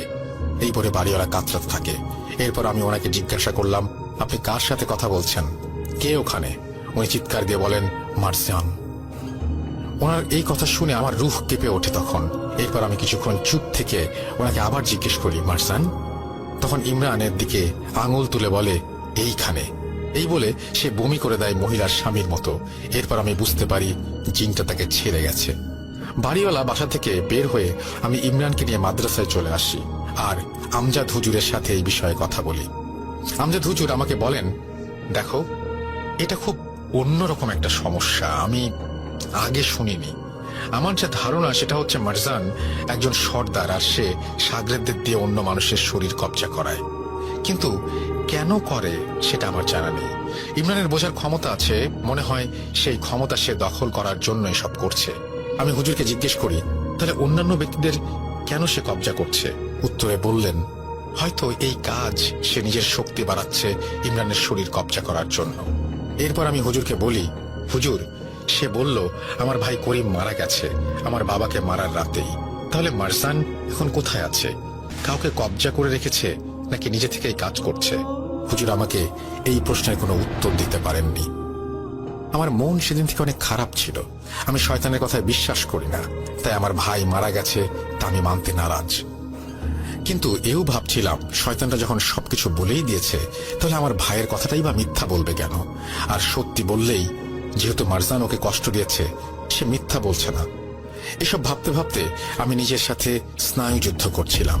পরের দিন আমি ইমরানের বাসায় যাই আর ওকে বলি, আচ্ছা ইমরান, আপনার গ্রামেই তো সেই মিথ প্রচলিত যে রমজান মাসের ঈদের পরদিন সেই গ্রামের উত্তরে দেখিতে যাওয়া পারো। তাহলে আপনার গ্রামের মানুষদের জিজ্ঞেস করলেই তো এর রহস্য জানা যাবে। উৎপত্তি যেহেতু আপনার গ্রামেই, চলেন আপনাদের গ্রামে যাই। ইমরান আমার কথায় রাজি হয় আর এরপর আমরা দুজন মিলে ইমরানদের গ্রামের বাড়িতে যাই। ইমরানের গ্রামের বাড়িতে গেলে ইমরানের বাবা ইমরানকে দেখেই ক্রোধে ওনাকে মারতে চলে আসেন। শয়তান, তুই আবার এসেছিস, এবার কার জান নিবি? অভয় একটা, চলে যা। এরপর ইমরানের দাদু ঘর থেকে বের হয়ে আসেন আর ইমরানের বাবাকে শান্ত করে আমাদের ভেতরে নিয়ে যান। আমরা দুপুরের খাবার খাই।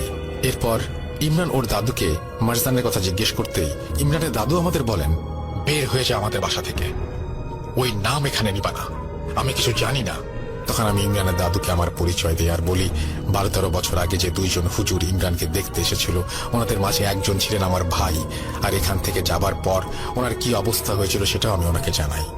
এরপর উনি শান্ত হন আর আমাদের একটা ডায়েরি দেন আর বলেন, মারজানকে নিয়ে যত কিছু জানার চেষ্টা আমি করেছি সব এখানে লেখা আছে, একটা ঠিকানাও আছে।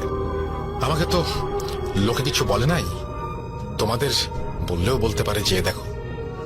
এরপর আমি আর ইমরান দাদুর ডায়েরি পড়ে যতটুকু জানতে পারি তা ছিল এমন, মারজান একটা জিন, যে ধারণা মতে প্রথম একজনের উপর হাজির হয় যার নাম মোহাম্মদ ইফতেখার উদ্দিন।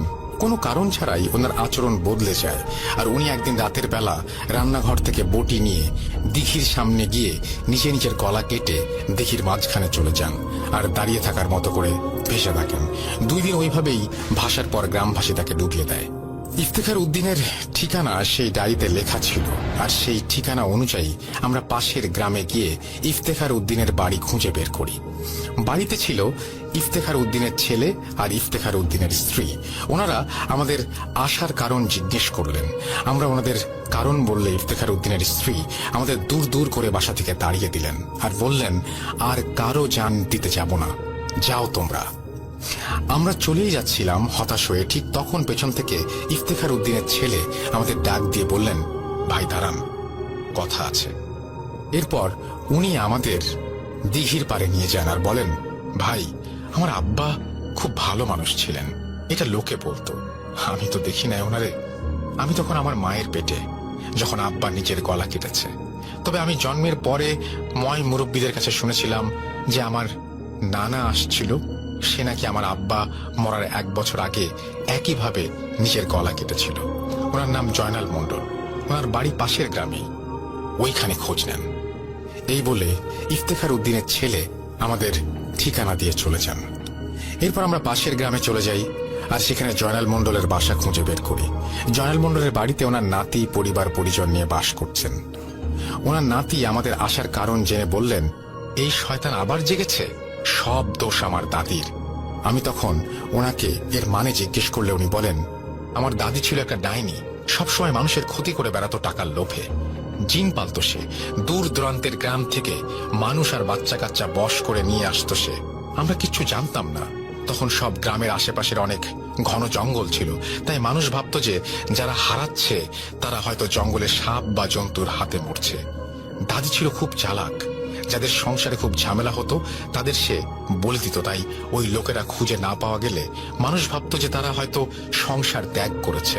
বাচ্চাগুলো আনতো যখন গোসল করতে দিঘি বা পুকুর পাড়ে ঝাঁপ দিত, মানুষ ভাবতো তাদের ছেলে মেয়েগুলো হয়তো পানিতে ডুবে গেছে। ভাবছেন এগুলো আমরা জানলাম কিভাবে? বলি শোনেন। একবার আমার দাদি রোজার শুরু থেকে এতই অসুস্থ হলো যে বিছানায় পড়ে গেল। বলে না, রোজার সময় শয়তান বন্দী থাকে, তার শয়তান জিনগুলো বন্দী ছিল। ঈদের পরের দিন সকালে দাদি আমার দাদাকে সব খুলে বলছিল, কারণ ওনার পালা জিনগুলো নাকি এতদিন বলি না পেয়ে খুব রেগে আছে আর ওনাকে এখনই মারতে চায়। শেষ সময়ে নিজের ভুল বুঝে দাদি আল্লাহ আর দাদুর কাছে মাফ চেয়েছিল। সেই রাতের বেলা দাদি 2 গ্রাম পরে দিঘিতে যেয়ে নিজের গলা কেটে দিঘিতে ভাসিয়ে দিয়েছিল। 2 দিন 3 দিন পর সে মরেছিল। এরপরে সেই জিন আমার দাদাকেও মেরেছে। পরে আমার ফুপা ইফতেখার উদ্দিনও মরেছে। ওনারা 2 জনই ঈদের পরের দিন ওই দিঘির আশেপাশে গিয়েছিল। এরপর থেকে ওই দিঘিতে ঈদের পরের দিন আর কেউ যায় না। এই হলো ঘটনা। এরপর উনি আমার আর ইমরানের পরিবারের জন্য দুঃখ প্রকাশ করে আমাদের বিদায় জানালেন। আমরা শহরে ফিরে আমজাদ হুজুরের সাথে বিষয়টি নিয়ে আলাপ করি। হুজুর আমাদের বলেন যে মারজান নাকি এখন এসব ক্ষমতার জন্যই করছে বলে উনি মনে করেন। বলি নিয়ে সে ক্ষমতা বাড়িয়েছে আর এখন সে এমন একজনকে চাচ্ছে যার অতি প্রাকৃত কিছু বোঝার ক্ষমতা আছে, কারণ ওর মাধ্যমে হয়তো সে কোনো কাজ হাসিল করবে বা ওর শরীরে নিজেকে লুকিয়ে ফেলতে পারবে। কারণ ইমরান ছোট থেকেই মারজানের শত্রু, তাই তার শরীরে গেলে কেউ ইমরানকে সন্দেহ করবে না। আর ইমরানের ক্ষমতা কাজে লাগিয়ে সে মানুষের ক্ষতি করবে, আরো শক্তিশালী হবে।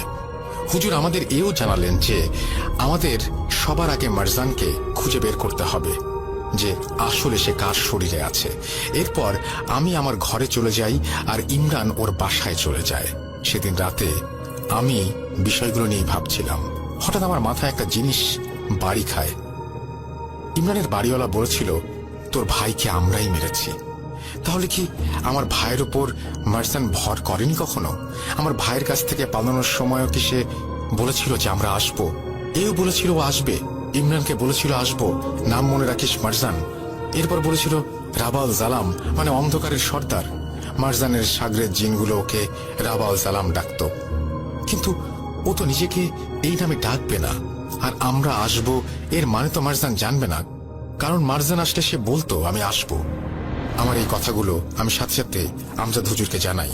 আমজাদ হুজুর আমাকে বলেন, আচ্ছা আওয়াল, এমনও তো হতে পারে মারজান কখনো ইমরানের শরীর থেকে বেরই হয়নি। সে তার এক সাগরেদকে দিয়ে করিমকে কবজা করিয়েছিল। তাহলে কি ইমরানই মারজান? হুজুরের এই কথা শুনে আমার পায়ের নিচ থেকে মাটি সরে যায়। আমার খটকা লাগতে শুরু করে, কারণ ইমরানের বাড়িওয়ালাকে যখন জিজ্ঞেস করেছিলাম যে মারজান কোথায়, সে ইমরানের দিকে আঙুল তুলে বলেছিল এইখানে। তাহলে কি ইমরানই মারজান? এই ভেবে আমি আমার তসবিহ আর প্রয়োজনীয় জিনিস নিয়ে ইমরানের বাড়িতে রওনা দেই। ইমরানের বাড়ি যেতে যেতে আমি ভাবছিলাম, আমি কি তাহলে মারজানের সাথে থেকেই মারজানকে খুঁজছি? ভাবতে ভাবতে আমি ইমরানের বাসায় পৌঁছে যাই। ইমরানের বাসায় পৌঁছে আমি ওর ঘরে বসে ওকে জিজ্ঞেস করি, ইমরান, ছোটবেলায় যেদিন আমার ভাই আর আমজাদ হুজুর আপনার বাড়িতে এসেছিলেন সেদিন আপনারা কয়জন ছিলেন ঘরে? উনি বললেন 5 জন। আমি জিজ্ঞেস করি কে কে? উনি উত্তর দেন, আমি, আব্বু, দাদু, আপনার ভাই আর আমজাদ হুজুর। আমি ইমরানকে বলি, আমার ভাই আমার বাসার সামনে আপনাকে কি বলেছিল মনে আছে? উনি বলেছিলেন যে আসবো, তোর জন্য আসবো, নাম মনে রাখিস মারজান, রাবা আল সালাম। ইমরান বলল হ্যাঁ। আমি বললাম, আর আমাকে কি বলেছিল খেয়াল আছে? আমাকে বলেছিল আসবো। প্রথমত মারজান নিজেকে রাবা আল সালাম বলবে না, কারণ এটা ওর নাম নয়, আর ওর উপাধিও সাগরের জিনটা ওকে দিয়েছে। দ্বিতীয়ত আমাকে আমার ভাইয়ের মাধ্যমে সে বলেছে আমরা আসবো, কিন্তু এটা যদি মারজান নিজে হতো সে বলতো আমি আসবো, আমরা কেন বলবে? আমার কথা শুনে ইমরানও এই বিষয়গুলো নিয়ে ভাবতে থাকে আর আমার দিকে তাকাতে থাকে। একটু থেমে সে বলল, আপনি কি ভাবছেন আমি মারজানের কবজায়? আপনি আমাকে সন্দেহ করছেন? আমি তখন ইমরানকে বলি, আমাকে মাফ করবেন, কিন্তু আমি আপনাকে সন্দেহ করছি। এর যথেষ্ট কারণ আছে। প্রথমত, আপনি যে রেস্টুরেন্টে কাজ করেন তার সামনে দোকানের মালিক যার সাথে আপনার ভালো সম্পর্ক তাকে জিন কবজা করেছিল, আপনার বাড়িওয়ালাকে কবজা করেছিল, আপনার আশেপাশে যারা আছে তাদের সবারই কেন এমন হচ্ছে? কোনো উত্তর আছে? আমাকে প্রমাণ দিন আপনি মারজান নন।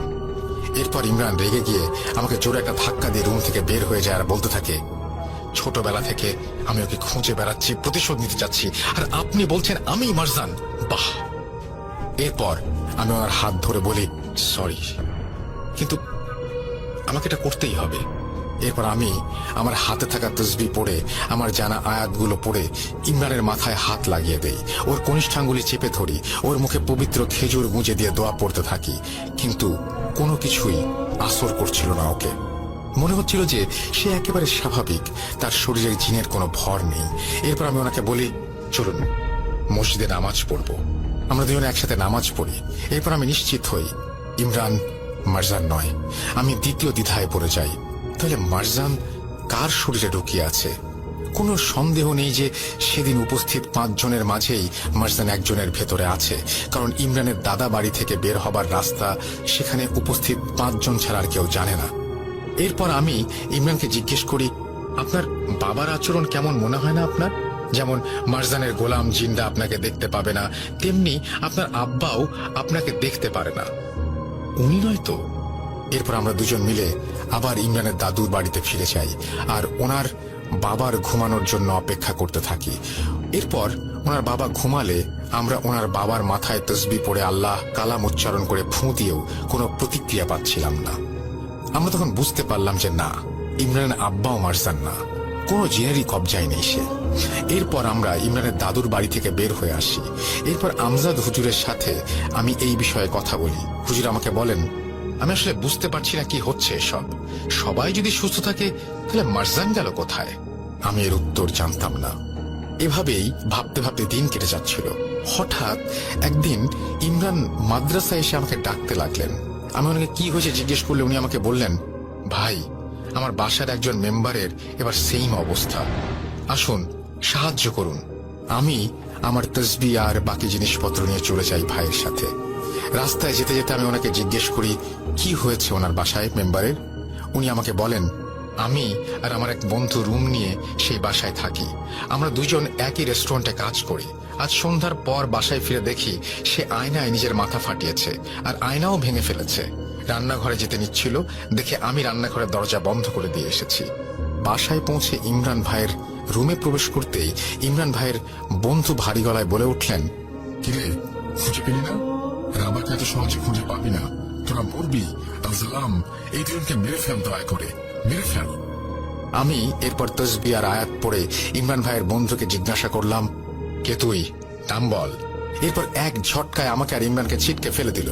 আমরা নিজেরা সামলে উঠে ওনাকে বাঁধবার জন্য দড়ি খুঁজছিলাম। ইমরান ভাই দড়ি আনতে রুম থেকে বের হয়ে যায়। উনি বের হবার সাথে সাথেই রুমের দরজা লেগে যায়, কোনোভাবে দরজা খুলছিল না। এক এক রুমের ভেতরে আমিও ভয় পাচ্ছিলাম। এরপর আমি দেখলাম ইমরান ভাইয়ের বন্ধু বিছানায় গিয়ে বসলেন। উনি আমাকে মোটা আওয়াজে বললেন, এখন থেকে আমাদের সাথে প্রথমবার দেখা হলে তোর কলিজায় চাপ দেবো, তুই কষ্ট পাবি, তোর সারা শরীর ব্যথায় স্রোত বয়ে যাবে, ছুরিকাঘাত হবে। দ্বিতীয়বার আমাদের দেখলে তোর কলিজার রক্ত তোর নাক দিয়ে বের হয়ে আসবে। দ্বিতীয়বার আমাদের দেখলে তুই মরবি। এই বলে সে হাসতে লাগলো, আর আমার বুকের ভেতর প্রচন্ড ব্যথা অনুভব করতে থাকলাম। মনে হচ্ছিল আমার হৃৎপিণ্ড কেউ ছিঁড়ে ফেলছে। আমার শরীরের শিরায় শিরায় ব্যথা অনুভব করতে লাগলাম। এক পর্যায়ে আমি অজ্ঞান হয়ে গেলাম। এরপর আমার চোখ খুলতে আমি দেখি আমার সামনে ইমরান ভাই আর তার বন্ধু বসে আছে। আমি কি হয়েছে জিজ্ঞাসা করলে ইমরান ভাই কিছু বলতে পারেনি। এরপর ইমরান ভাইকে আমি একটু সাইডে নিয়ে গিয়ে ওনার বন্ধুর কথা জিজ্ঞেস করলে উনি বলেন, আপনি তো কাজ করেছেনই, আমার বন্ধু তো বমি করে নর্মাল হয়ে গেছে। এই কথা শোনার পর আমি মাদ্রাসায় ফেরার প্রস্তুতি নিই, কিন্তু রুম থেকে বের হবার আগেই বুকের ব্যথায় পড়ে যাই। ইমরান ভাই আমাকে বারবার জিজ্ঞেস করেন কি হয়েছে, আমি তা ওনাকে কিছু বলিনি। এরপর আমি একটা রিকশায় করে মাদ্রাসায় ফিরি। মাদ্রাসায় ফিরে আমি আমজাদ হুজুরের সাথে বসে কথা বলছিলাম। আমি ওনাকে একবার জিজ্ঞেস করলাম, হুজুর, যারা কবিরাজি করেন তারা কি কিছু অনুভব করেন বা ক্ষতিগ্রস্ত হন? হুজুর আমাকে বললেন, আসলে আল্লাহর কালাম সব থেকে শক্তিশালী, ভালোভাবে নিয়ম মতো কাজ করলে কিছুই হবে না, কিন্তু কেউ যদি এদের নিয়ে একেবারে আচ্ছন্ন হয়ে যায় আর ওদের সাথে বারবার যুদ্ধে জড়ায় তাহলে ক্ষতি হতে পারে। এরপর হুজুর আমার সাথে অন্যান্য বিষয়ে কথা বলার মাঝে থেমে গেলেন আর বললেন, আওয়াল, তুমি আমাকে এটা জিজ্ঞেস করলা, কি হয়েছে বলো আমাকে, তুমি কিছু অনুভব করছো? আমি হুজুরকে কোনো উত্তর না দিলে একটা ধমক দিলেন তিনি। এরপর আমি চুপ থাকলে উনি আমাকে বললেন, এই এক শয়তানের পেছনে জীবন দিতে চাচ্ছ তুমি? নিজের জীবন নিয়ে ভাবো, এসব থেকে সরে আসো, এখনো সময় আছে, শয়তান তোমাকে গ্রাস করে নিচ্ছে, কি হয়েছে বলো। এরপর আমি হুজুরকে ইমরান ভাইয়ের বন্ধুর বলা কথাগুলো বললে উনি আমাকে বলেন, প্রমাণ পাচ্ছ, মরে যাবা তুমি এইভাবে? আমি আজকে ইমরানকে ডেকে বলে দিব যে তুমি আর এসবে নেই। আমি কোনো কথা না বলে চলে আসি সেদিন হুজুরের ঘর থেকে। 5 দিন পর মাদ্রাসায় এলেন এক ভদ্রলোক তার ছেলের সমস্যা নিয়ে। যথারীতি আমি ভদ্রলোকের ছেলেকে দেখতে যাই। ভদ্রলোকের বাসায় গিয়ে ওনার ছেলেকে দেখলাম, দেখে মনে হচ্ছিল সে নর্মাল। আমি ভদ্রলোককে জিজ্ঞেস করলাম, আপনার ছেলের সমস্যা কি আসলে? উনি বললেন, আমার ছেলেটা খুব শান্ত স্বভাবের, কখনোই রাগারাগি করে না, কিছুদিন ধরে স্কুলের টিচারদের সাথে পর্যন্ত হাতাহাতি করছে, বাজে গালাগাল দিচ্ছে, আর রাত হলে জানালার পাশে বসে কার সাথে যেন কথা বলছে, জিজ্ঞেস করলে বলে মারজানের সাথে কথা বলছে। ভদ্রলোকের এই কথা শুনে আমি ওনাকে থামিয়ে দিয়ে বলি, কি বললেন? মারজান? হ্যাঁ, মারজান। আমার ছেলে এই নামটা বারবার বলে আর ভয়ে একেবারে জড়সড় হয়ে যায়। এরপর আমি ভদ্রলোকের ছেলেকে বলি, দেখো বাবা, আমাকে তুমি বন্ধু ভাবতে পারো, তুমি কি কাউকে দেখো, কিছু অনুভব করতে পারলে আমাকে বলো। সে আমাকে বলে সে বিভিন্ন বাজে চেহারার কিছু জিনিস দেখে যা মানুষ না, তারা নাকি ওকে ধরতে চায়। বাজে চেহারার মানুষগুলো যখন ওকে ধরতে পারে না তখন একটা বড় কালো ছায়া আসে তাদের মাঝ দিয়ে। সেই ছায়া সামনে এলে বাজে চেহারার জিনিসগুলো নাকি সেই ছায়া মূর্তিটিকে কুর্নিশ করে 2 দিকে সরে যায় এবং সামনে জায়গা করে দেয়। ওই ছায়াটি নাকি মারজান। এরপর আমি বুঝতে পারি যে এই ছেলেটাও জিনের কবজায় যেতে চলেছে। আমি এরপর সেই ছেলেটাকে একটা তাবিজ দেই, যে তাবিজ তাকে শরীরে ধারণ করতে হবে না, এই তাবিজটা ওর বিছানায় রাখতে হবে বলি, আর ওকে শরীর বন্ধ করার দোয়া শিখিয়ে দেই। এরপর আমি সেখান থেকে চলে আসতে নিলেই সেই ছেলেটা ভারী গলায় বলে, আওয়াল, আমি করিম, তোর ভাই, আমাকে দেখবি না? ওর কথা শুনে আমি হতভম্ব হয়ে পেছনে তাকাই আর দেখতে পারি যে ছেলেটাও জিনের কবজায় চলে গেছে। শয়তানগুলো বুঝতে পেরেছিল যে আমার দেয়া ওষুধ এখান থেকে ওদের দূর করতে পারত, তাই ওষুধের কাজ শুরু হবার আগেই ধরে ফেলেছে ছেলেটাকে। আমি সেটার বাবাকে আর বাসায় থাকা আর একজন পুরুষ মানুষকে দিয়ে সেটার হাত পা ধরে রাখি আর আমি আয়াত পড়া শুরু করি। আউযুবিল্লাহি মিনাশ শাইতানির রাজিম পড়তেই আমার বুকে ব্যথা অনুভব করি। ধীরে ধীরে ব্যথাটা আমার শরীরে ছড়িয়ে যায়। এরপর আমার নাক দিয়ে রক্ত পড়া শুরু হয়। আমাকে দেখে ছেলেটা হাসতে থাকে আর ভারী গলায় বলে, বলেছিলাম না পরের বার মরবি? বাবা, ওকে এখনই মেরে ফেলো না, ও মরে যাক, মেরে ফেলো ওকে। ছেলের এই কথা শুনে আর আমার এই অবস্থা দেখে ছেলের বাবা আমাকে ধরতে এলে আমি ইশারা দিয়ে ওনাকে থামিয়ে দেই আর খুব কষ্টে দোয়া পড়তে থাকি। ছেলেটি আমাকে বলে, এত দম তোর, হার মানবি না। এরপর আমি রুমে থাকা সবাইকে আয়াতুল কুরসি জোরে জোরে পড়তে বলি। সবাই আয়াতুল কুরসি পড়ছিল আর আমার জানা দোয়া কালাম আমি পড়ছিলাম।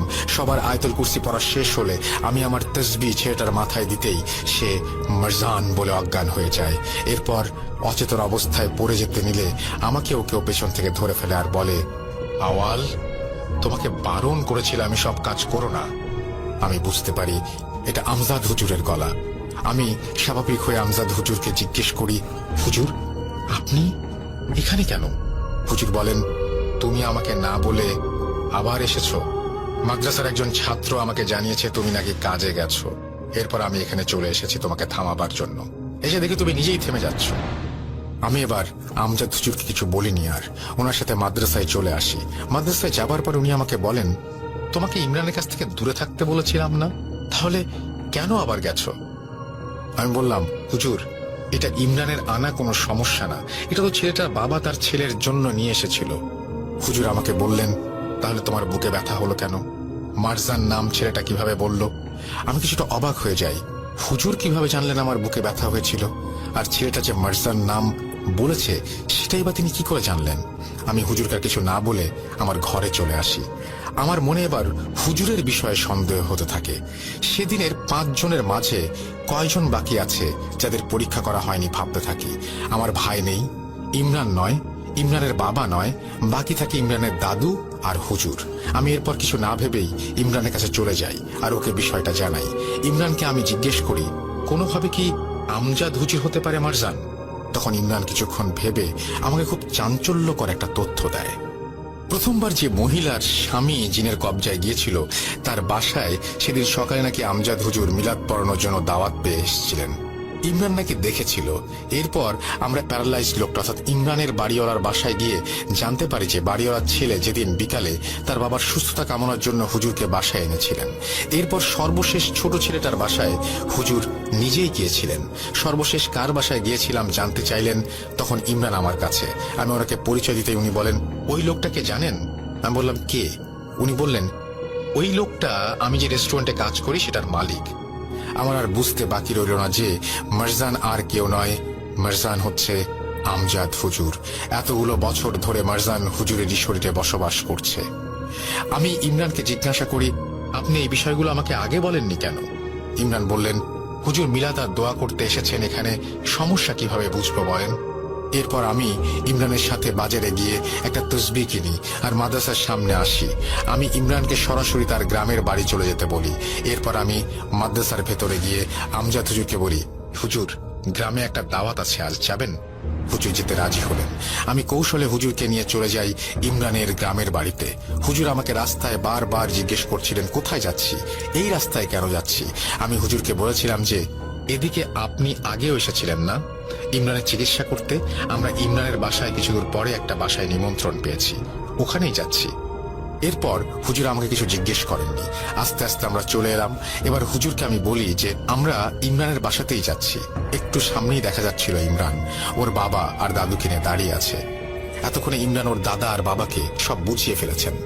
আমি হুজুরকে পরীক্ষা করার জন্য আমার কিনে আনা নতুন পড়া তসবিটা হুজুরের সামনে এগিয়ে দিয়ে বলি, আপনার জন্য উপহার এনেছি একটা, মারজান।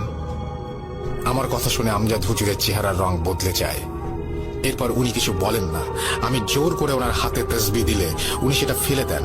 আমি এবার পেছন থেকে ওনার চোখে একটা সাদা কাপড় বেঁধে দেই আর সবাই মিলে ওনাকে ধরে ইমরানের বাসার ভেতরে নিয়ে যাই। এরপর ওনাকে গোল বৃত্তে বানিয়ে বসাই। উনি সেখানে বসলে আমি ওনাকে জিজ্ঞেস করি, কেন এতগুলো জীবন কোনো দামি কি নেই? আমজাদ হুজুর ভারী গলায় বলেন, আমার বই চাই, আমার ইমরান চাই। ও আমার চেয়ে অনেক ক্ষমতাশীল, ওর শরীরে আমি থাকতে পারিনি, তাই এতদিন এত সব জিন বশ করে আর মানুষের ক্ষতি করে ক্ষমতা লাভ করেছিলাম। আমি যেন ইমরানের উপর ভর করতে পারি। আমাকে তোরা আমার কাজ করতে দে। এই কথা বলার পরে আমি বুকে প্রচন্ড ব্যথা অনুভব করতে থাকি আর মাটিতে লুটিয়ে পড়ি। আমাকে তখন মারজান বলতে থাকে, তৃতীয়বার এখন তোর সময় শেষ। আওয়াল, বারণ করেছিলাম, সাবধান করেছিলাম তোকে যাস না, এই কাজ করিস না। তুই মানলি না, এবার তুই করবি। এরপর আমি অচেতন হয়ে যাই এবং অচেতন হয়ে যাওয়ার অবস্থায় চলে যাচ্ছি দেখে ইমরান উঠে দাঁড়িয়ে মারজানকে বলছে, আমার দোষ সব, আমার জন্য তুই আওয়ালের ভাইকে মারলি, হুজুরকে ধরলি, আর আমার মা দাদিকে মারলি, আমি সেদিন দিঘির পারে না গেলে কিছুই হতো না। আর কত জান নিবি তুই? আমাকে চাই তোর, এই নে আমাকে, চলে আয় আমার উপর। এই বলে ইমরান ওই বৃত্তের ভেতরে নিজের পা নিলে আমি তাকে কোনো রকমে ধরে ফেলি। ইমরান এরপর পড়ে যায় মাটিতে, ওর বাবা আর দাদু ওকে ধরে ফেলে। এরপর আমি ইমরানকে আগে থেকে জোগাড় করে রাখতে বলা একটা খাসি নিয়ে আসতে বলি। ইমরান খাসি নিয়ে আসলে আমি সেই খাসিটার বৃত্তের ভেতর ঢুকিয়ে হুজুরের কনিষ্ঠাঙ্গুলি চেপে ধরি আর সবাইকে দোয়া পড়তে বলি। আমি আমার তসবিহ হুজুরের গলায় ঝুলিয়ে দিয়ে দোয়া পড়তে থাকি। আর আমার পায়ের নিচ থেকে মাটি কাঁপছিল আর মুখ দিয়ে পানির মতো রক্ত বের হচ্ছিল। আমি তারপরেও দোয়া পড়েই যাচ্ছিলাম। আমি অজ্ঞান হয়ে যাচ্ছিলাম মনে হচ্ছিল। এরপর আমি ইমরানকে বলি হুজুরের গলা থেকে তসবিহ সরাবার জন্য। ইমরান তসবিহ সরালে অজ্ঞান হবার একটু আগে আমি দেখলাম আমজাদ হুজুর বমি করা শুরু করেছেন আর অজ্ঞান হয়ে গেলেন। এরপর আমিও অজ্ঞান হয়ে যাই। জ্ঞান ফিরতে দেখি আমজাদ হুজুর আমার সামনে শুয়ে আছেন আর খাসিটা এখনো দাগের ভেতরে। হুজুরকে টর্চার করার ফলে মারজান তার শরীর থেকে বের হতে বাধ্য হচ্ছিল। হুজুরের বয়স হয়ে গিয়েছিল, তাই তার শরীর দুর্বল থাকায় মারজান বেশি শক্তি প্রয়োগ করতেও পারেনি। হুজুরের শরীর থেকে বেরিয়ে সে মাধ্যম হিসেবে খাসিটার শরীরে চলে গেছে, কারণ দাগ দিয়ে যাবার সময় রাস্তা বন্ধ করা ছিল। দেখলাম খাসিটা দাগ থেকে বের হবার জন্য ছটফট করছে, কিন্তু বের হতে পারছে না। আমি নিশ্চিত হলাম যে মারজান এখন সেই খাসিটার শরীরে। এরপর আমি, ইমরান ও ইমরানের বাবা মিলে খাসিটার গলায় তসবিহ দিয়ে দোয়া পড়ে মারজানকে খাসির শরীরে বন্দি করে খাসিটাকে নিয়ে গিয়ে সেই দিঘির পারে জবাই করে ফেলে দিয়ে আসি। একটা কবর খুঁড়ে সেখানে ওকে কবর দেই। এরপর হুজুরের জ্ঞান ফিরলে হুজুর এই 12-13 বছরের কিছুই মনে করতে পারেন না। হুজুর মারা গেছেন প্রায় 9-10 বছর হবে। ইমরান এখনো ভালো আছে। ইমরানের বাবা